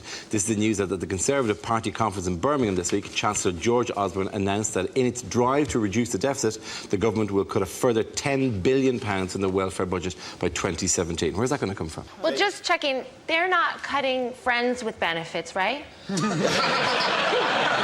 fine. That's still grand. Up to the age of 25. It's quite difficult for them, isn't it, to know, because you're not allowed to like the people at the bottom end because they're poor and they're not helping themselves, so boo-boo to them. And you're not allowed to like the people at the top end because they're rich and they've got all the money and boo-boo to them. And it's kind of getting squeezed more and more. Eventually, they're just going to put the recovery on one guy called Kevin Williamson of Warwick. It's all just going to be about him. We're really backing you to get this country back on track, Mr. Williamson. Holy shit! There's a guy at home now in Warwick going, oh, God. I cannot believe this. This is the worst way for it to be broken to me. If he's been correctly chosen, he will there going, I knew that. I knew it was going to come down to me. I knew all these people, and I'm the only one who can do this. Darling, get my jacket. I'm going to leave the house. Come on, Euro Millions this weekend. David Cameron was determined to change the image of the Conservative Party, wasn't he? He wanted to just stop people thinking of them as the nasty party. He's done that now, because they're now thought of as the ruthless bastards party. I feel sorry for the Tory party, because apparently last week they were all sent a badge saying Britain can deliver, but none of them arrived. What a cheek that David Cameron wants kids to stay home until they're aged 25 when he can't even keep his own kid out of the pub aged 8. I tried living with my parents, but it didn't really work out. Apparently I didn't see the no camping sign amongst the gravestones. It didn't kill them. They're probably not dead. It's definitely a joke, all right? But he did really try and put sugar puffs in a lamp. That was nice.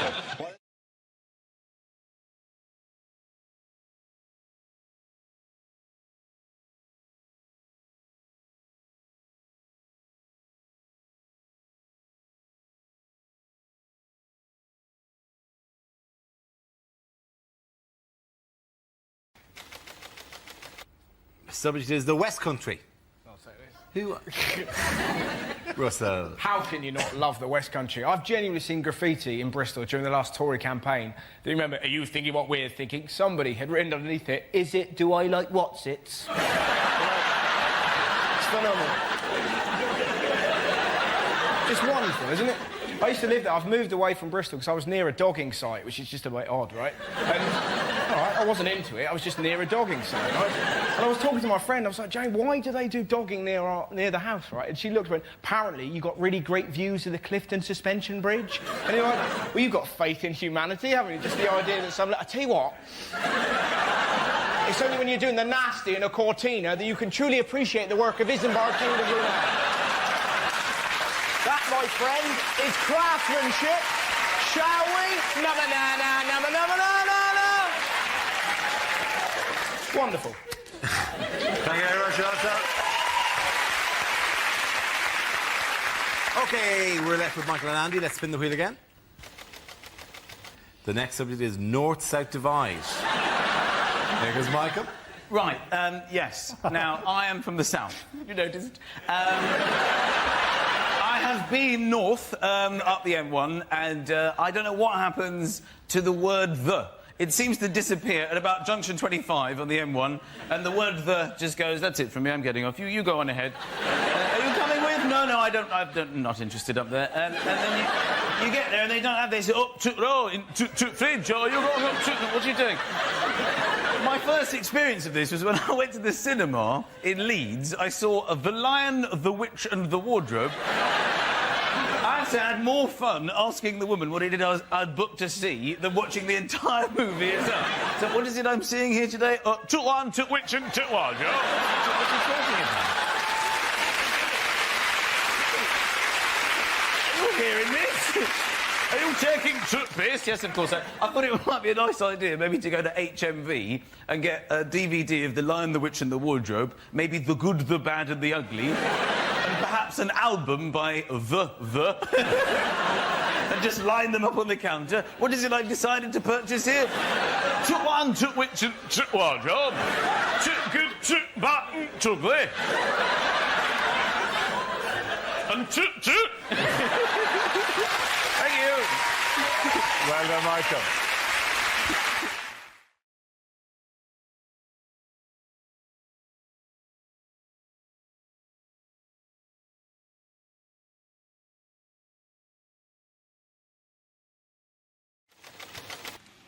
First topic is health. I had to have my penis looked at.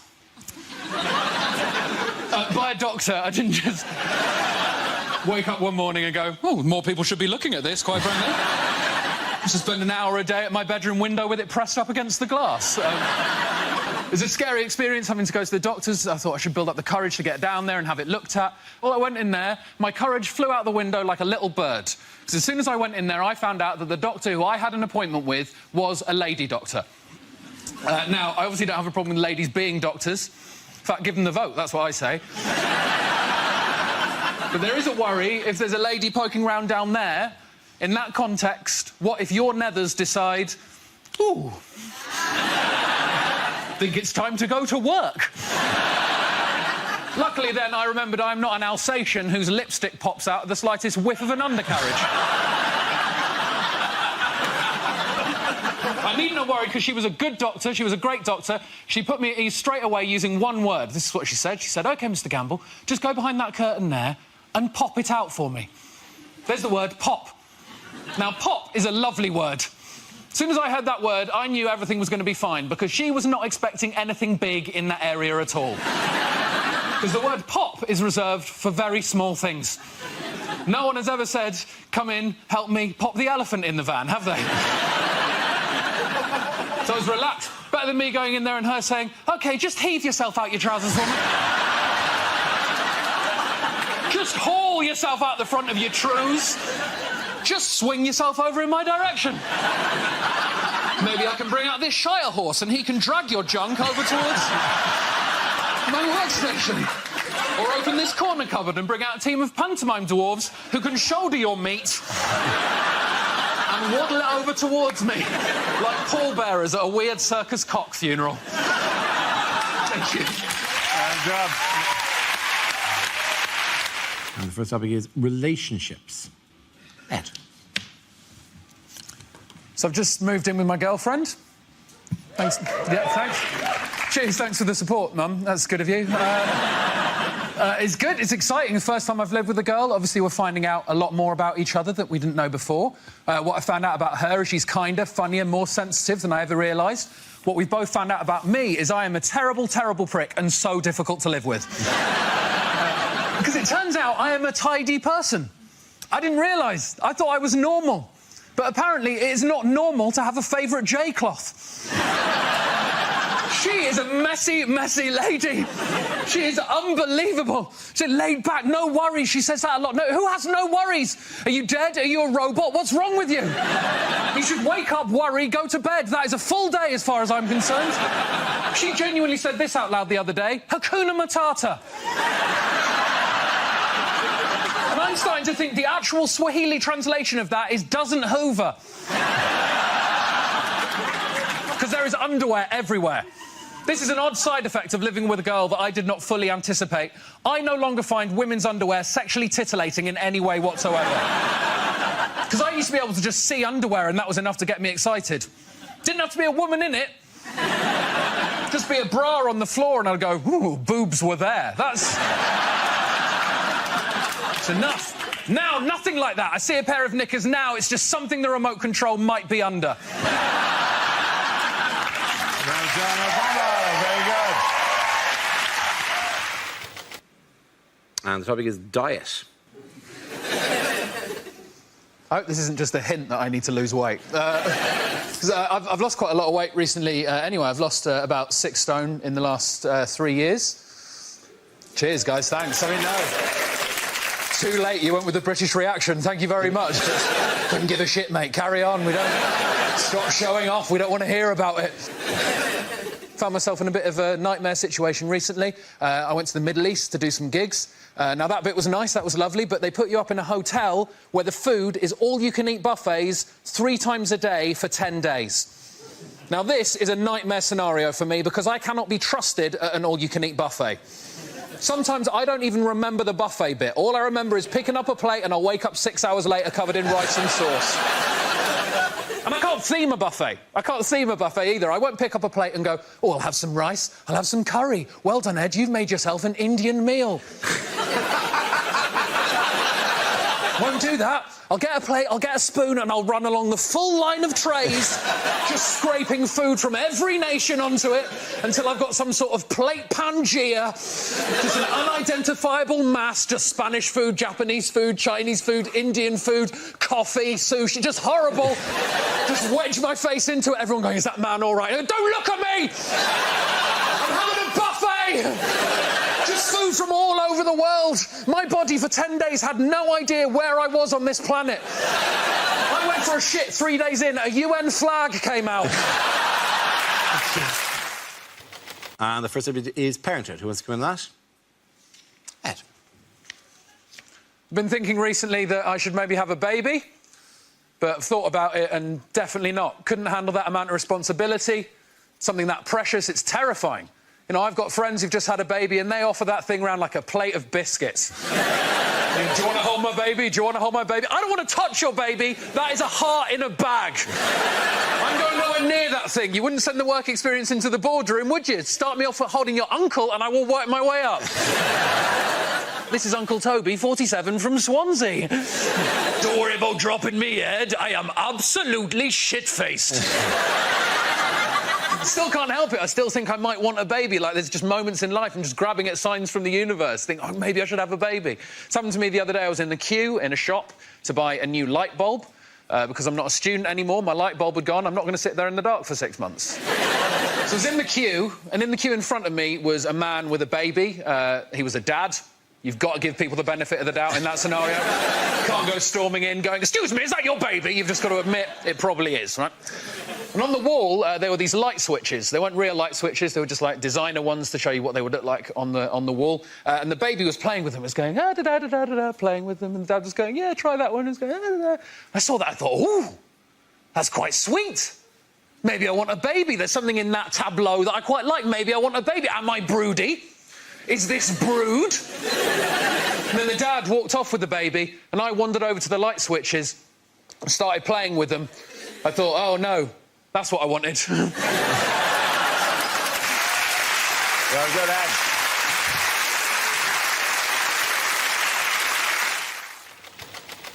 And the first subject is health. Ed Campbell. So, in the last 3 years, I've lost 6 stone in weight. Cheers. No, too late. A lot of audiences like to clap, they like to whoop, they like to cheer. You guys just went with staring, and that is absolutely fine. That's all right, that's fine. I think I might have made a mistake as well, because I'm not as happy now. I thought health would equal happiness. Turns out the happiest moments of my life were just me, sat on the sofa, in my pants, laughing through a mouthful of cake. I'm a more worried person now. I think, am I eating the right thing? Am I exercising enough? I went for a run the other day. I accidentally swallowed a fly. I had to Google how many calories is a fly. 6 per serving, if you're wondering. Weirdly now, I feel like an undercover fat person who's been secretly sent into the lair of the thin people to gather information on what those crazy villains are doing. And then I feed it back to the fat people. You've got to feed it back. We eat anything. So I'm in there just going, what are these thin people up to? What's going on? Oh, interesting.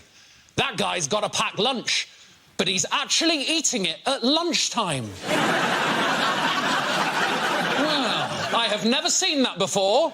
He's not just made it in the morning and then eaten it on the bus on the way to work. And then bought chips at 1. That is intriguing resolve. Ah, they're using phrases I've never heard before. Things that only thin people say.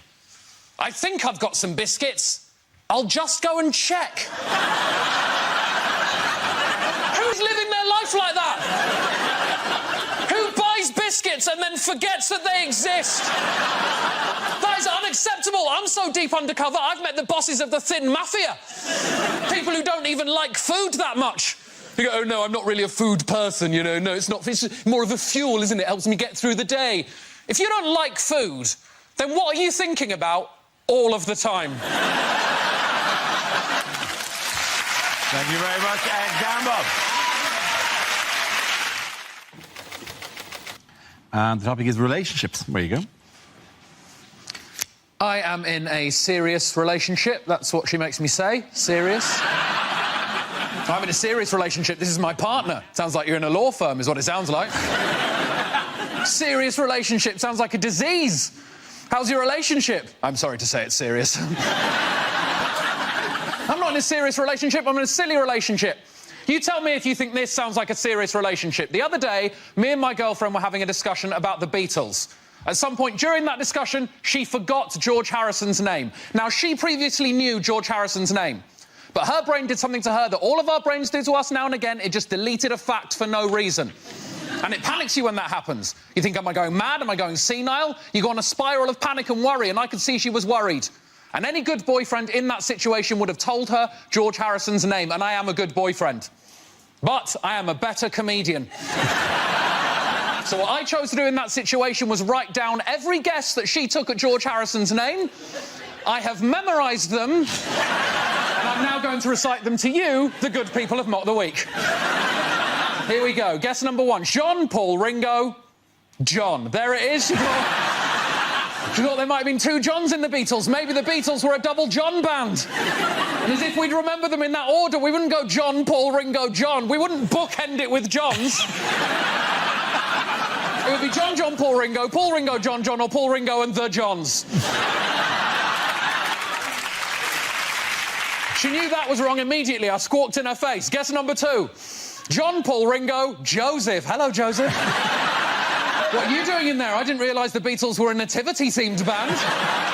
Three guys with 60s hairdos, one child with a tea towel tied to his head. Again, she knew it was wrong. I was on the floor already. Then her brain gave her a little free pass, gave her a clue, gave her the surname. Thank you, brain. John, Paul, Ringo, Tony Harrison. Oh, Tony, you're not part of this conversation. Please remove yourself from the vicinity immediately. I said, you're half right. You're half right. I promise you, her next guess was Harrison Ford. Thank you very much. Bravo, very good. The first subject is exercise. Who wants to come in on that? Ed. I ran the London Marathon this year. Thank you.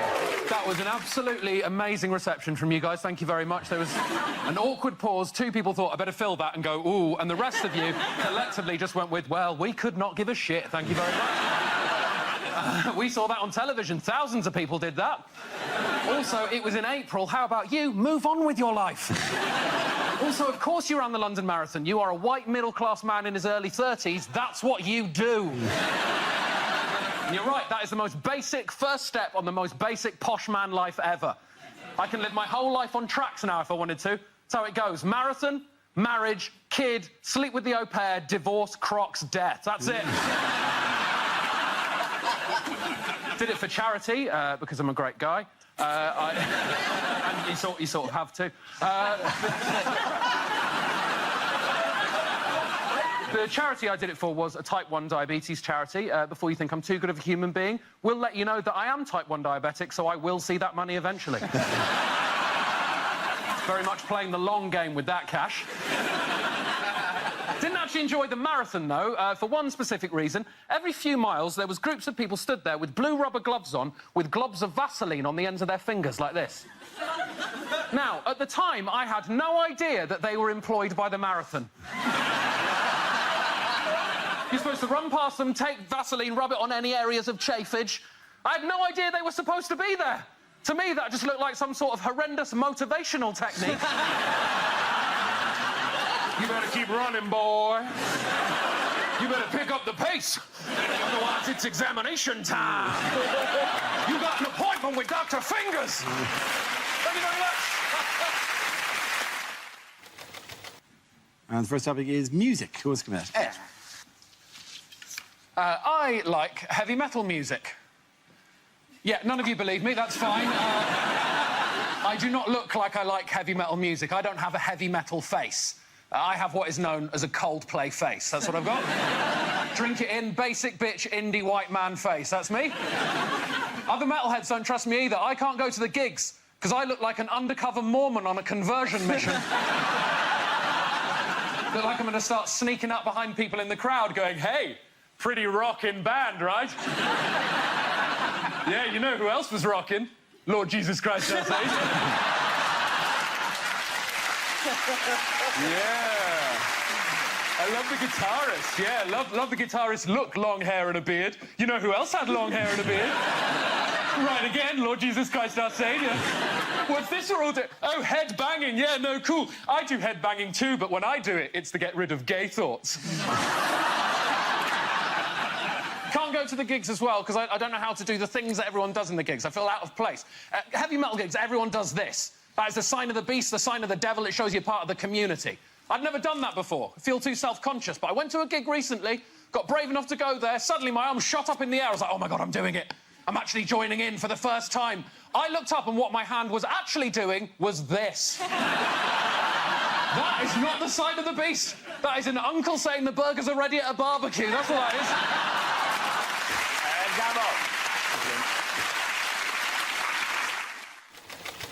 The first subject is courage. Who's coming out? Ed Gamble. There it is, the traditional representation of courage. I got called a pussy the other day. You're all just going to sit there and go, yeah. But no, right, I agree with the sentiment. I don't agree with the choice of word. I think that is a wrong choice of word to use, because essentially what that person was saying is they were saying, I think you're so cowardly, I feel justified in comparing you to the vagina.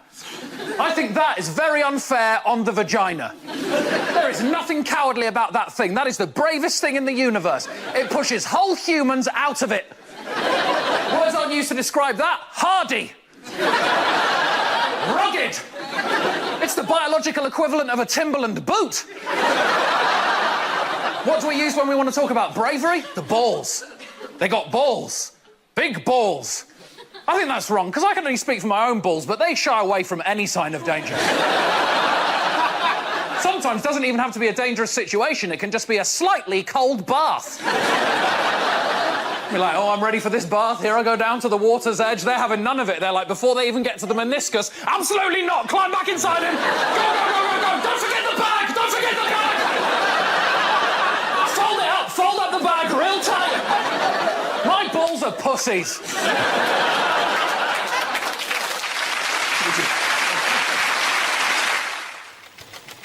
And the topic is diet. So, my last job was handing out chocolate bars in a Dubai hotel.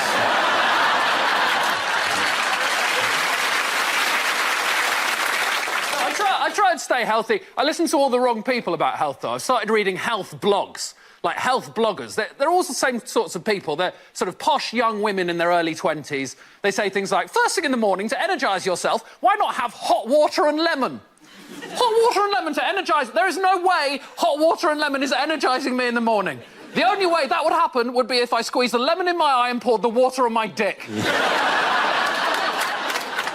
I do not want your hot water and lemon because I am not a kettle that needs descaling. The other thing they all talk about is something that I like to call the cauliflower conspiracy. I don't know if you've heard about this. This is the idea that if you like to have anything unhealthy, you need to replace that immediately with cauliflower.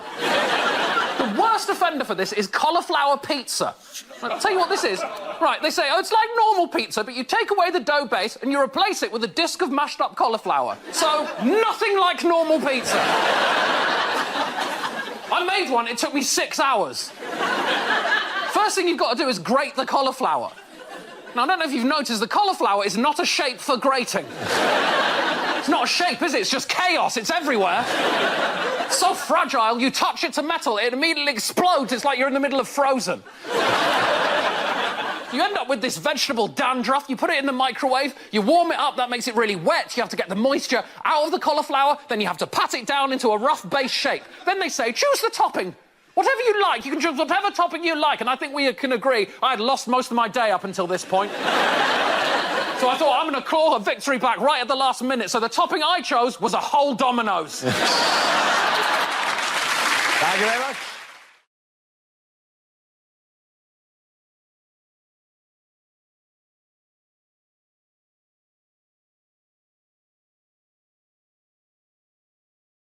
The next topic is unlikely things to hear over a tannoy.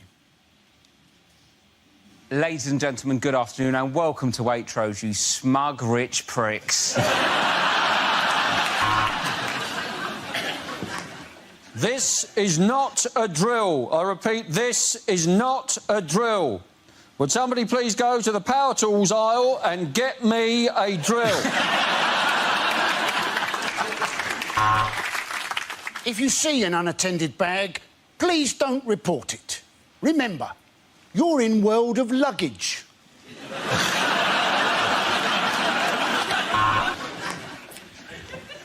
Good evening, ladies. Topshop will be closing in 5 minutes. Please make your way to the till unless you're over 30, in which case piss off to M&S, you ancient old hag. This is an announcement for the front desk of the swimming baths. Could doctor, someone's done a shit in the pool? Please come to reception.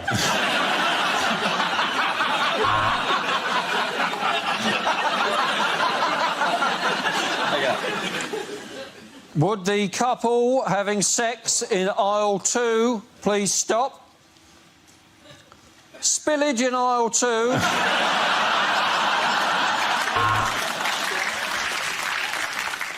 The 1625 has unfortunately been cancelled and has been replaced by a replacement bus service. EasyJet would like to apologise for all passengers who are going to Greece.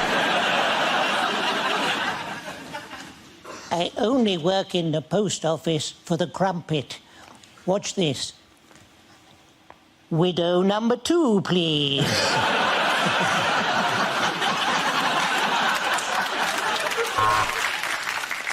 In tonight's performance of Chitty Chitty Bang Bang, the part of the child catcher will be played by a 1970s TV presenter.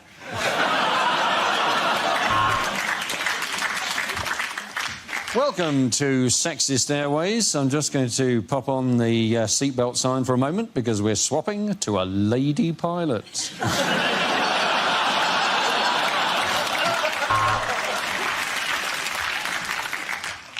We are now coming into land in Russia, where the local time is 1956.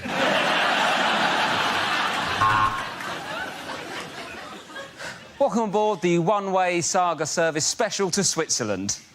Just trying to have a laugh.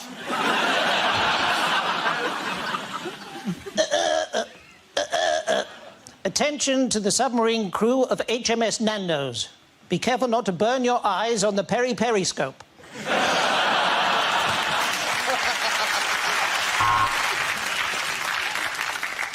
Lost children can be found at the Lost Children tent. If they're not claimed by the end of the day, they will be destroyed.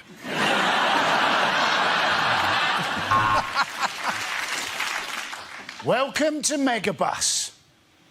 Things haven't worked out quite as well as you were hoping, have they? Welcome to the sexist supermarket. Checkout number 3.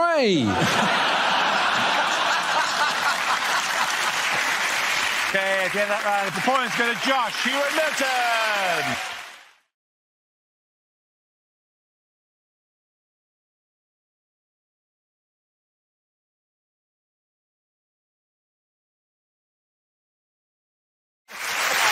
Now we play a round called You've Got to Be Corbynit to Win It. This game involves Nathan Caton and Ed Gamble, so if you could make your way to the performance area, please. This round is a stand-up challenge. I launched a wheel of news, and whoever chooses to stop, one of our performers must step forward and talk about that subject. OK, here we go. Let's spin the wheel. And the first topic is home life. Nathan.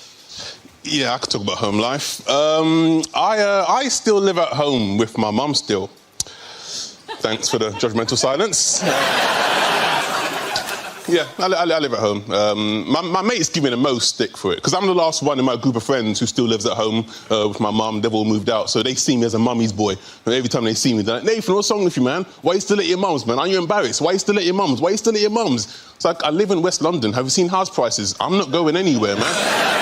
If anything, I'm looking at my mum thinking, when are you going to bloody leave? Stop clinging on. Let it go, woman. She's gonna slap the black off me when she sees this. So yeah, I like peace and quiet. Although, to be honest, at home, I'm not getting a lot of peace and quiet at the moment. Mainly because of my mum and my stepdad. They got married quite recently.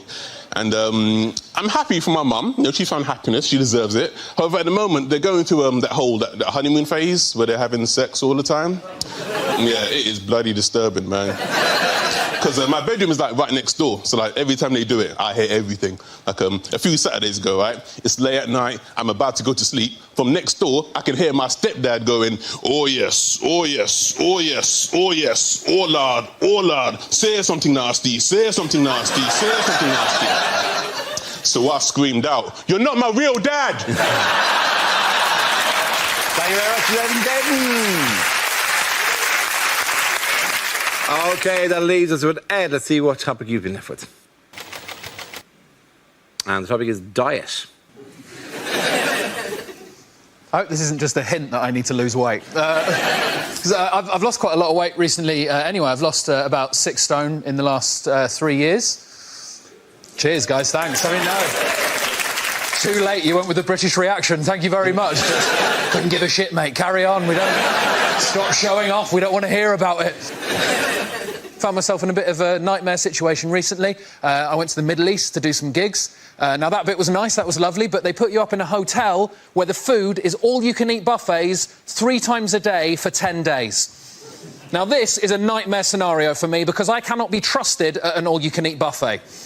Sometimes I don't even remember the buffet bit. All I remember is picking up a plate and I'll wake up 6 hours later covered in rice and sauce. And I can't theme a buffet. I can't theme a buffet either. I won't pick up a plate and go, oh, I'll have some rice, I'll have some curry. Well done, Ed, you've made yourself an Indian meal. Won't do that. I'll get a plate, I'll get a spoon, and I'll run along the full line of trays, just scraping food from every nation onto it until I've got some sort of plate Pangea, just an unidentifiable mass, just Spanish food, Japanese food, Chinese food, Indian food, coffee, sushi, just horrible. Just wedge my face into it, everyone going, is that man all right? I go, don't look at me! I'm having a buffet! Just food from all over the world. My body for 10 days had no idea where I was on this planet. I went for a shit 3 days in, a UN flag came out. Well done. Jenna and Porter. Ed Gamble! Come on back.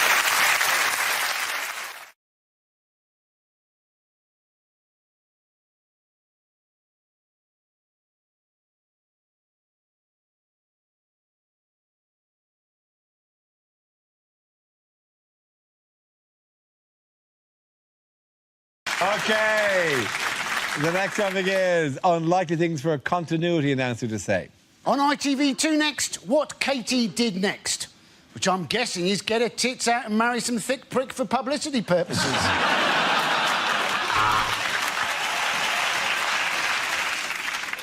I can see you.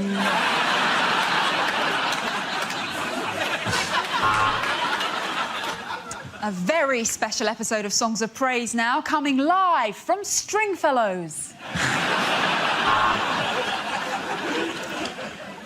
That was Game of Thrones, and if you're affected by any of the issues raised in that show, what the fuck is wrong with your family?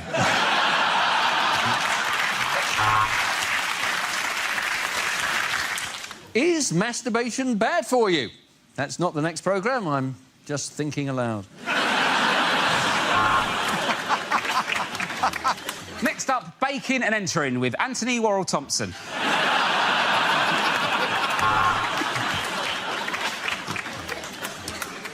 Next up, Ross Kemp meets one of America's toughest gangs. But before that, A minute's silence for Ross Kemp.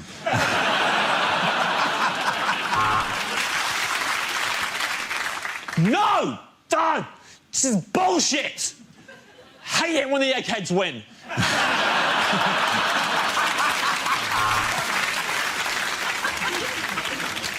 Now on Channel 4, one born every minute, including graphic scenes of childbirth that some viewers may find inspiration to get a coil.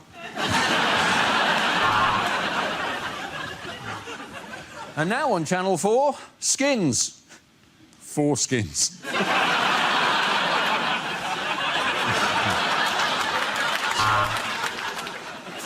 Next up on Channel 4, +1, -2, divided by 3. Countdown.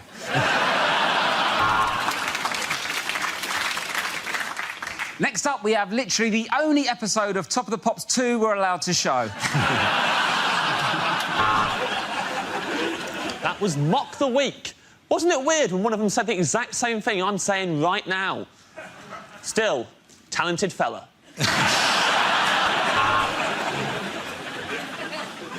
Next up on BBC... Wait a minute, are those hippos swimming in a circle? What? Why are we watching Homes Under the Hammer? Now it's one of those X Factor episodes where they sing next to a swimming pool, I presume to prepare them for a life singing on cruise ships.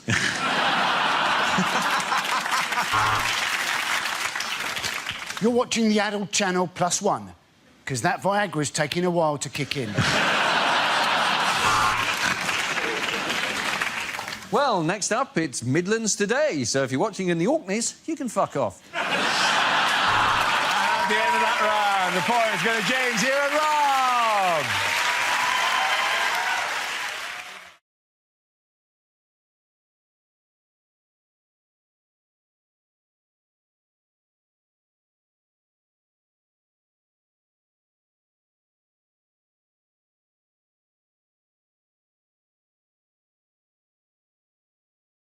OK, here we go. The first subject is unlikely things for a royal correspondent to say. Isn't it wonderful to see Prince Charles being made king at the age of 137?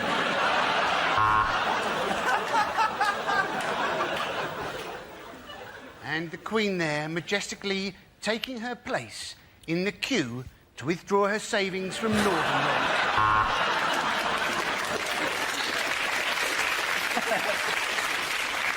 The Queen asked me if I was from the BBC. I said I was, and she told me to piss off. There we see Prince Philip going over to talk to a man from China. This should be interesting. In fact, it's the Chinese Premier, and he's just asked him for a menu.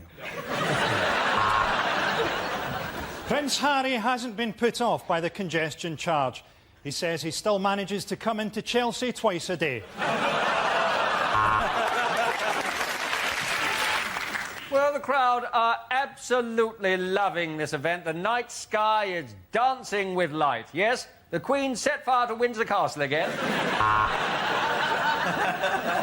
It's great to see the whole family waving from the balcony through the sights of my AK-47.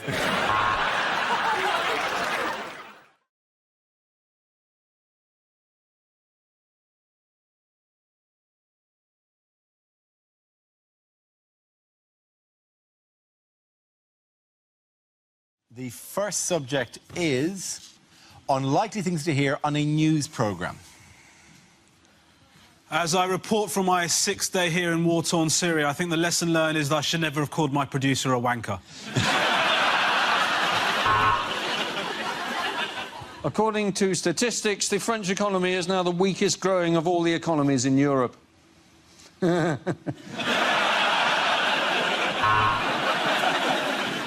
Sport now. All Manchester United fans, please look away.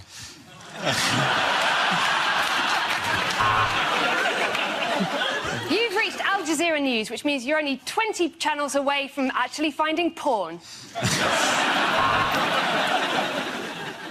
Here, you'll never guess who's dead.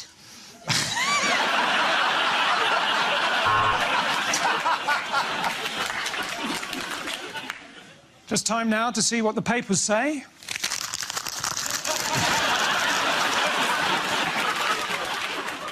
We will now attempt to talk to the survivors of the cliff fall. You all right, mate?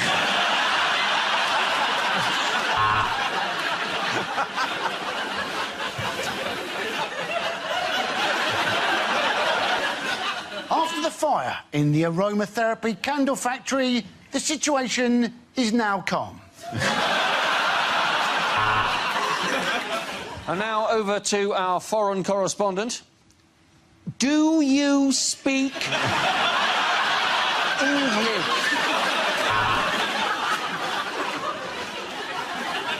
Now it's time for the news near you. Hello!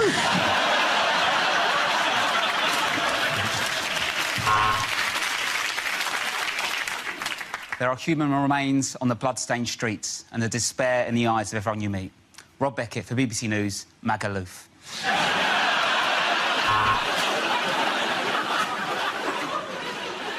There continues to be heavy shelling here. Ramesh Ranganathan at the peanut factory.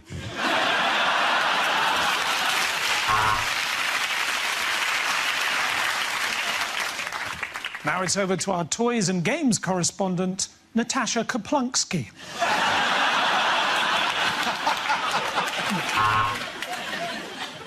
And eventually the sun will go supernova, the earth will become dark and frozen, and everyone will die. That was the long-range weather forecast.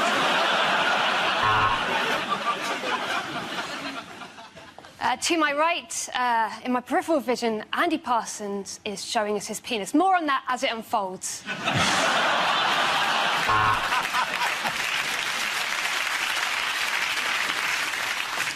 We go over now to our vegan correspondent. I'm terribly sorry. He appears to have gone strawberry.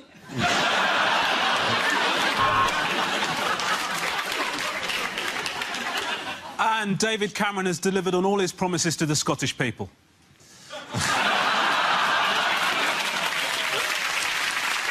Just time for a quick look at tomorrow's papers. So the Times and the Telegraph lead with industrial strife, and in the Sun we can see that Caroline from Dagenham has got a terrific pair of norks.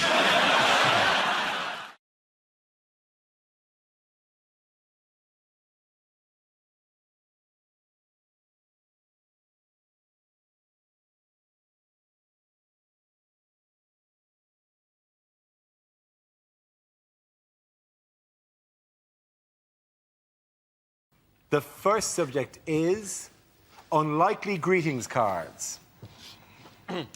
Congratulations, you're 18 on a list of 20 people I'm going to kill. My heart goes out in sympathy. I know your life is torn. I can't believe your dear, sweet mum caught you watching all that porn. Congratulations on conquering your drug and alcohol dependency. We're having a party to celebrate, but you can't come.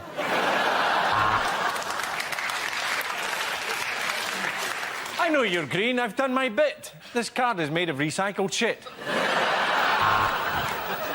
Roses are red, violets are blue. I'm locked up in Broadmoor and thinking of you. Thinking of you at this difficult time has given me an erection. You're moving! We've repossessed your house.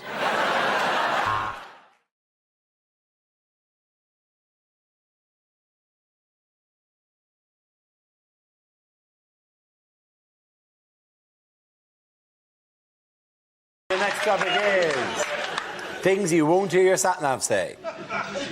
Don't be angry, but while you were getting petrol, I shagged your iPod.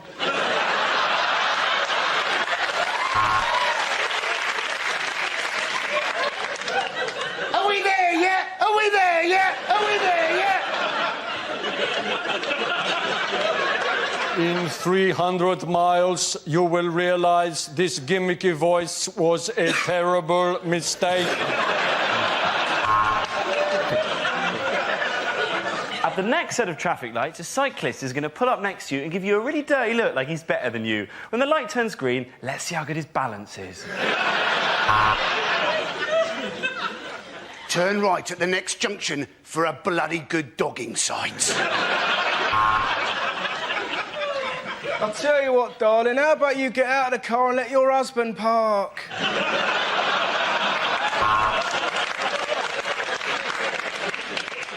Turn right. Wrong. I didn't say sat-nav says.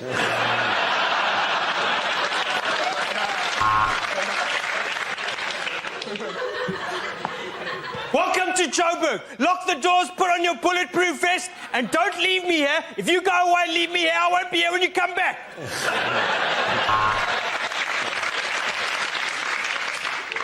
Bear left, and over to the right, squirrel! Oh, you just turned me on.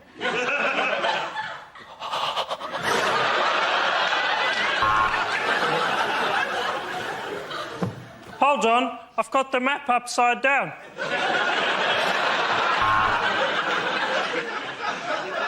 Left. Left. Your girlfriend's left.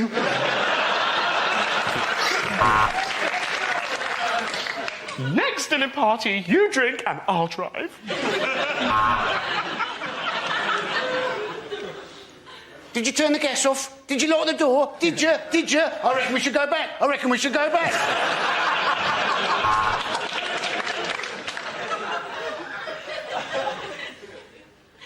Where the fuck are we?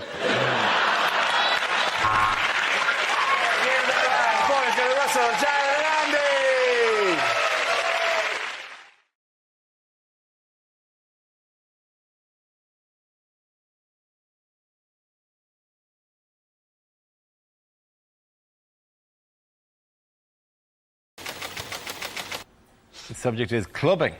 Who wants to talk about that? Myers. Yeah, well, I'm sure you can all tell I'm a bit of a clubber.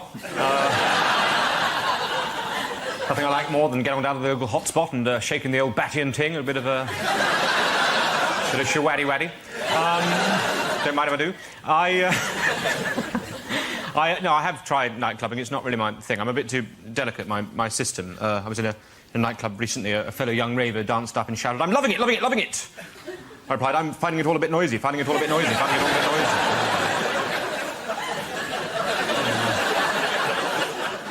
People jump around like crazy in those places. At one point, my cup and saucer was knocked clean out of my hand.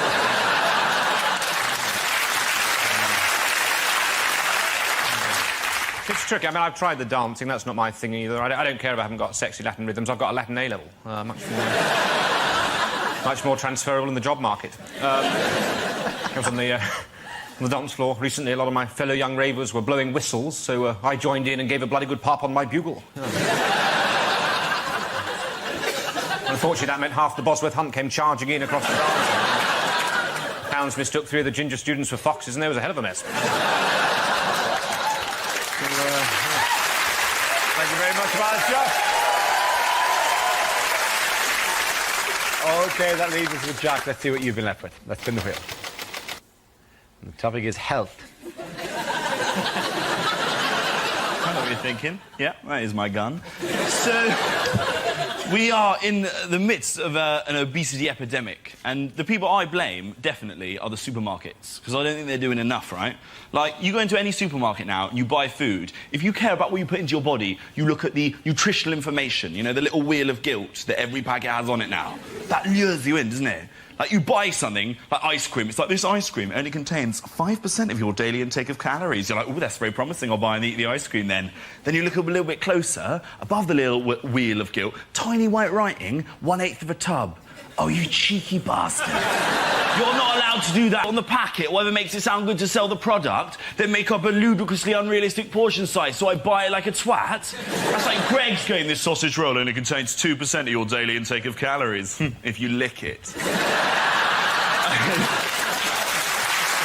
needs to be more. I think what the supermarkets need to start doing is putting warnings on their packets of food, like they do with cigarettes. You buy cigarettes, it's got a horrible picture of, like, a lung caked in shit. You're like, oh, I don't want to smoke that. You should do it with food. Tesco's on cakes should just have pictures of, I don't know, a really fat woman crying as she walks out of Topshop empty-handed. OK, at the end of that round, what the hell? Points for everyone. Come on, Sebastian.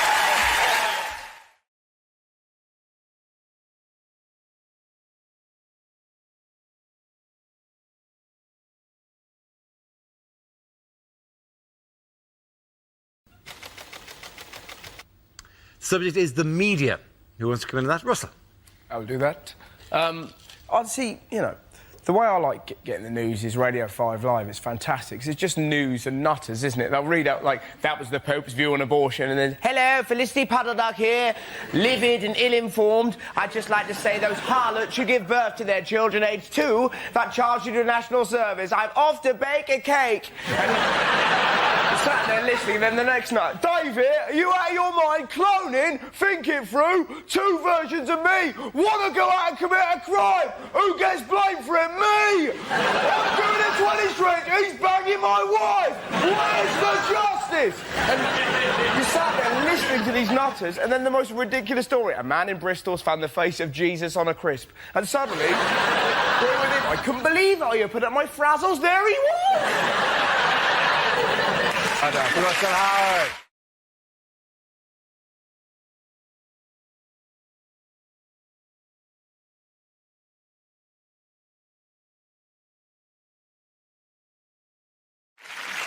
The next topic is what a rugby commentator would never say.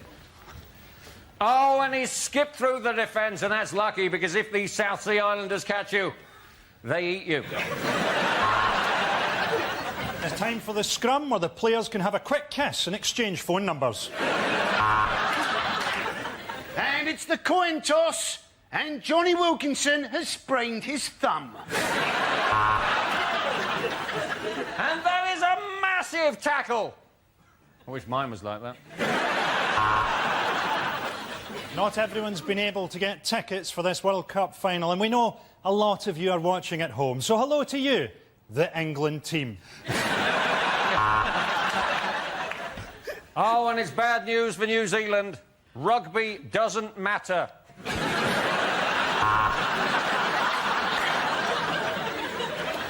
And keep an eye on this ball as it hits the ground, because it's such an unusual shape, it could go anywhere. Seal it bang, seal it bang. Kia ora, kia ora.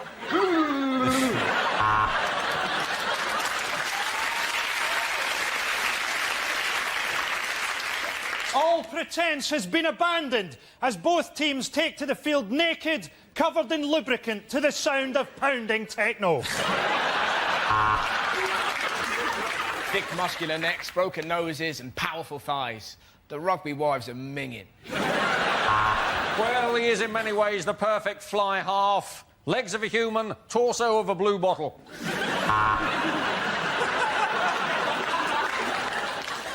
The South Africans there, passing to their one black player, Johnny Token.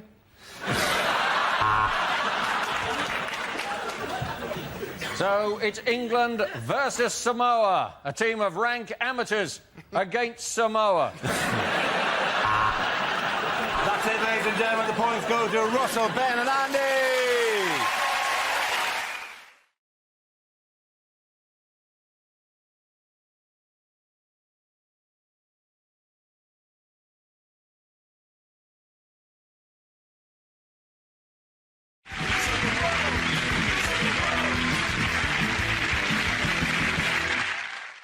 This round is a stand-up challenge. I launch the wheel of news, and wherever it chooses to stop, one of our performers must step forward and talk about that subject. OK, here we go. Let's spin the wheel. The first subject is going out. Rob. I like going out and getting drunk. It's fun, isn't it? I got so drunk the other week, it was the most hungover I've ever been. In the morning, I bought a McDonald's breakfast and ate it in a queue for a Greggs.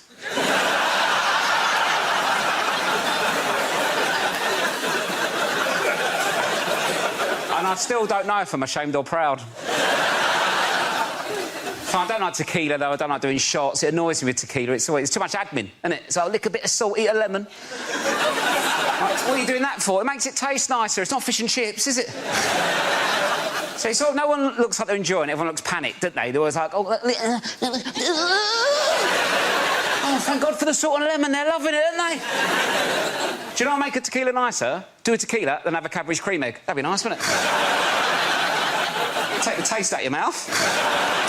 The thing is, as well, though, it's like I can't properly get on it now. I'm like a bit older. I'm not saying I'm told to get drunk, but when I was 18, you don't care, do you? You can get battered. Just get on with it, right? Because hangovers, they say hangovers get worse. They don't, do they? You just have more shit to do when you're older. That's the problem. When I was 18 on a night out, I'd be getting on it. Someone might go, do you want some drugs? I'm like, oh, I don't know. How'll it affect me? Well, my mum think, oh, my God, drugs. Now, if I'm on a night out, someone like, do you want some drugs? Can't, mate. Got to paint a fence tomorrow. I don't want to be painting a fence all sad.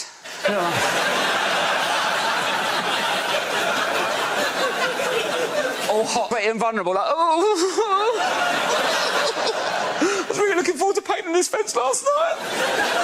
Told everyone about it. I'm so hot, sweaty and sad. I'm more likely to keep hold of the drugs, do them in the morning before the fence, just smash it like that. I'll do the roof, shall I do the roof? Let's do the roof. We've got no ladder. I'm flying, Mum. Thank you very much, Rob. OK, that leaves us with James. Let's see what topic you've been left with. Let's spin the wheel.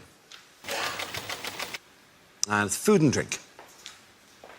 I'm not like Rob. I don't like going out and getting drunk. I like staying in. I drink on my own. Way cooler, man. I lock the door, I get myself a glass of punch. Is that weird? I drink punch on my own. Is that strange? I drink it from a big punch bowl with a ladle in it in the corner of my bedroom. Is that weird? I don't know what other people do.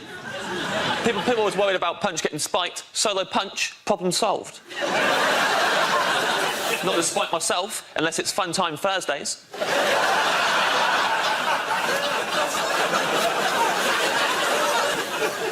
Tried going out with some mates recently. We hit the town. I'm a prankster when I'm out with my friends. One of them left me alone with his pint while he went to the toilet. Big mistake. It's a classic prank. I always do this if someone leaves me alone with their pint. I went round the bar using his pint to propose toasts with. Deliberately proposing toasts to things I knew he disagreed with.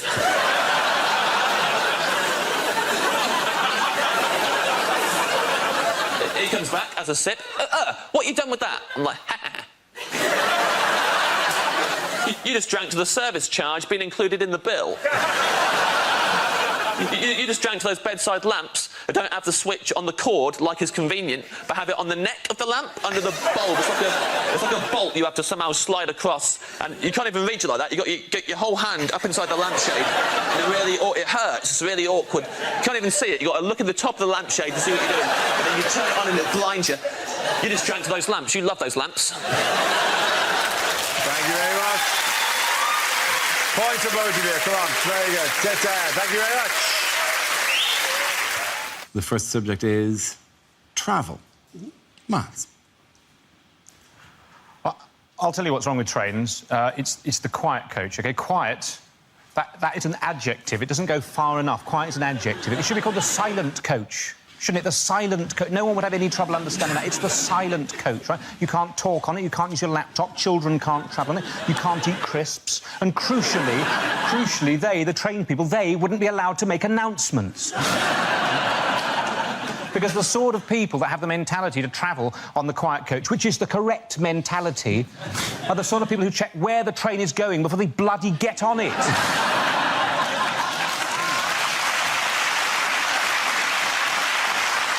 For years, we've just not got these things right. Mock the Week audience, you're exactly the sort of people that know what I'm talking about. In Russia, during the revolution, right? During the Russian Revolution, the Russian army was able to travel to all of its battles by train. During a revolution, they were still able to rely on public transport. Imagine if we had a revolution now and the army had to rely on transport, we'd be buggered, wouldn't we? Certainly those of us who wanted the army to win. absolute nightmare, wouldn't it? Marston Moor 2016 kicked off, the British Army turning up 7 hours late to every single conflict. Oh, sorry, there were leaves on the line at Stevenage. There was a passenger action at Crewe. We were going to be joined by the SAS, but they've been stuck on a rail replacement bus service in Horriford. Thank you very much, Miles. OK, now leaves Milton. Let's see what topic you've been left with. Let's spin the wheel. And the subject is music. We don't know much about Galileo. He was a poor boy from a poor family. I live in a Grade 2 listed building, which of course means that everyone in it has to be quite good at the piano.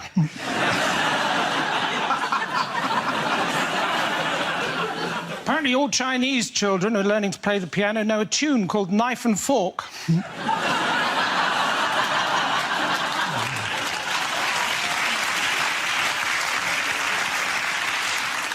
I'd like to take the band ABBA out for lunch, and if I could, I would, my friend.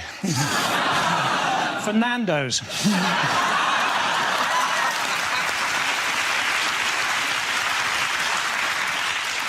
When I was at school and it rained, we used to have to stay in for wet play. And when it was cold, we used to have to stay in and listen to this really dull band.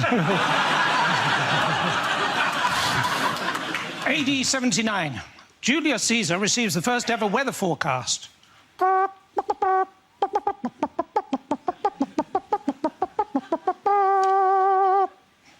Hail Caesar. Thank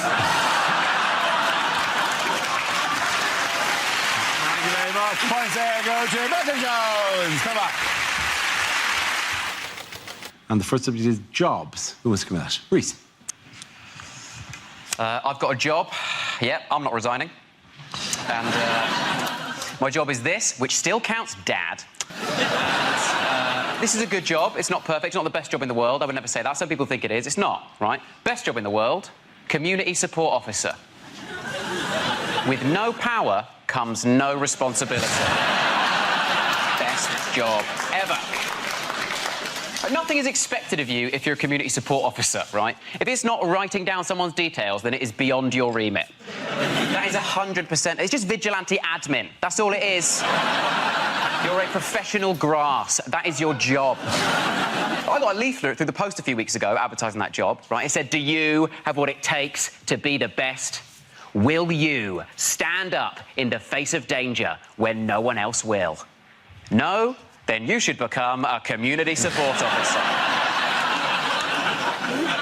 In the hierarchy of law enforcement in this country, it goes Army, Police, British Transport Police, Ticket Inspector, Traffic Warden, Park Ranger,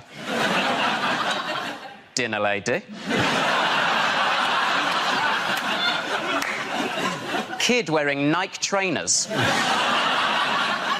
Kid wearing Adidas trainers, Community Support Officer, Kid wearing Umbro. Well done. Reese. OK, that leaves with Gary. Let's see what you've been left with. Let's spin the wheel again. The topic is technology. OK, where you go. The young couple next door to me have recently made a sex tape. I mean, obviously, they don't know that yet.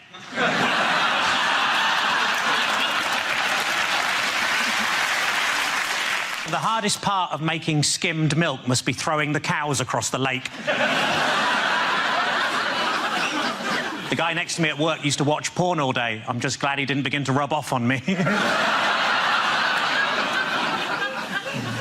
I think if I was to try revenge porn, I'd just post naked pictures of myself online so everybody would know how low my ex's standards were. When answering the security question, place of birth, apparently vagina is not an acceptable answer. It's been a tough week. I got myself a memory foam mattress and now it's trying to blackmail me. I've currently got a stalker, but you probably can't tell in these trousers. mine was killed by the big C. He was walking past Curry's and a sign fell on his head. I was watching TV and the announcer said there's a documentary about the clitoris on the red button, but I couldn't find it. Thank you. Very, very good. Points there for David Lady. Come on back. The first subject is health. Who wants to come in on that? John. I went to get some test results from my GP the other day, and she sat me down and she said, "I'm very sorry to tell you, Mr. Robbins, but you've got gout." And I was absolutely stunned. She said, "You seem surprised to hear you've got gout." I said, "Yes, I am, because I'm not from the 17th century." She said, "The first thing you need to avoid, Mr. Robbins, is alcohol." Now, it's gutting, because what do you replace alcohol with? I am not a doob monger, nor do I ride the Chinese highway. By which I mean I don't take drugs. I think mainly because I don't have the vocabulary to oversee a transaction. So she says, "The second thing you need to avoid, Mr. Robbins, is cheese." And I said, out loud, to a respectable GP in her late 60s, "What the fuck, mate?" Then she gets this serious look on her face, and she says, "The third thing you need to avoid, Mr. Robbins, and this is very important, is offal." Well, I'll tell you what, if I didn't damn near spit that pig's ear clean out of my mouth. Turns out gout is actually a very serious condition, and after a lot of soul-searching, I've decided to cut offal entirely out of my diet. I'm not going to make you imagine what that's like. It's my cross, and I'll bear it. And I'll tell you how I bear it. Pissed and covered in cheese. Well done. Thank you very much.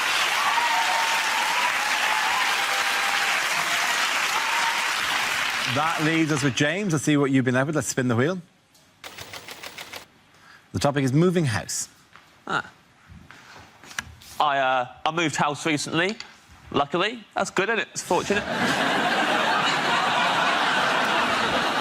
Touch and go for a second there, and that came up, and I was like, ka-ching! Jackpot! I did move house recently. Tad too drafty for my liking, my new house. Had to order a draft excluder by post. Best way to buy a draft excluder is by post, because when they deliver it, they post it through the door, it drops through the letterbox onto the floor. Already it's paying for its own postage. Moved to West London. I used to live in South West London. Different times, I was a different person. Used to be in a gang. Big time in a gang. SW6 gang is our name. It's the area of London we're from, is our name. And it's what we'd shout at other gangs we didn't like much.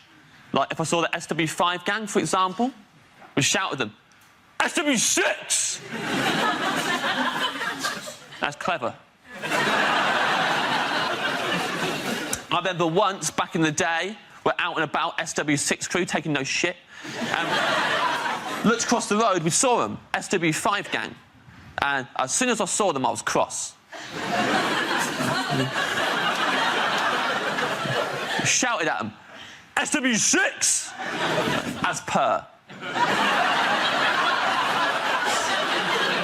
They shouted back at us, SW5! Which we expected, but it still made us angry. SW6 back at them, SW5 back at us, back and forth for ages. Until eventually, I got so overstimulated that I shouted out my entire postcode. In full, and that is why I had to move house. Well done. Points there for James Acaster.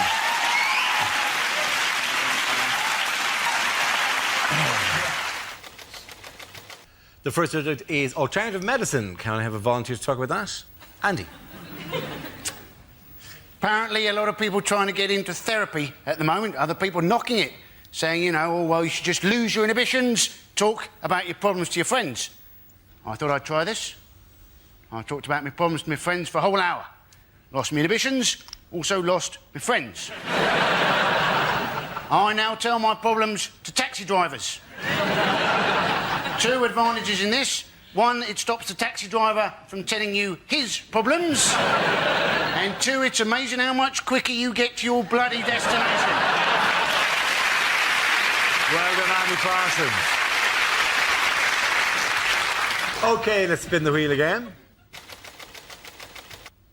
Subject is the media. Who wants to come into that? Russell. I'll do that.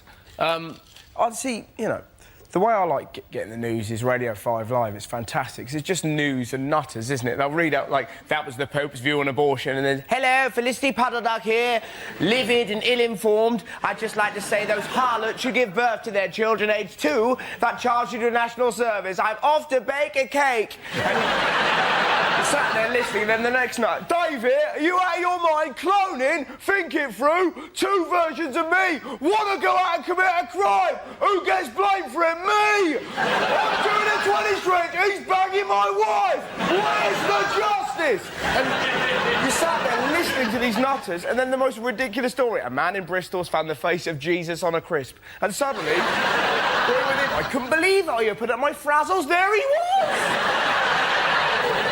Russell Howard. OK, the leads are Hugh and Frankie. The next topic is sport. Do you know, I've heard a rumour that horse racing may not be completely honest.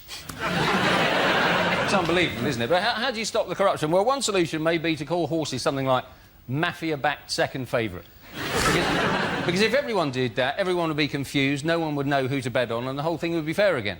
And they're off, and the first to show is blatantly bribed, followed by mafia-backed second favourite. They're just ahead of Dope to the Gills, Mysterious Limp, and just behind them, Out for a Canter, and I'll Fall at the Fifth. And as they come to the fifth, I'll Fall at the Fifth has fallen. I'll Fall at the Fifth has fallen at the fifth in a magnificent display of cheating, and they're coming into the final furlong. Mysterious Limp is slowing, Out for a Canter is clearly struggling, but coming through strongly is mafia-backed second favourite, and as they cross the line, mafia-backed second favourite has won it, which is remarkable, seeing as he has no head. That's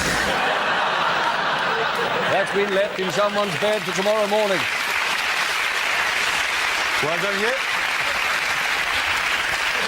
Well done, you. OK, Frankie, let's see what you've been left with. And it's environment. Didn't that used to be an advert for mints?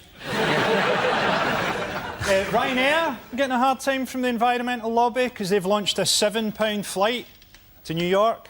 Although, as always with Ryanair, it does land slightly outside New York, in Dublin.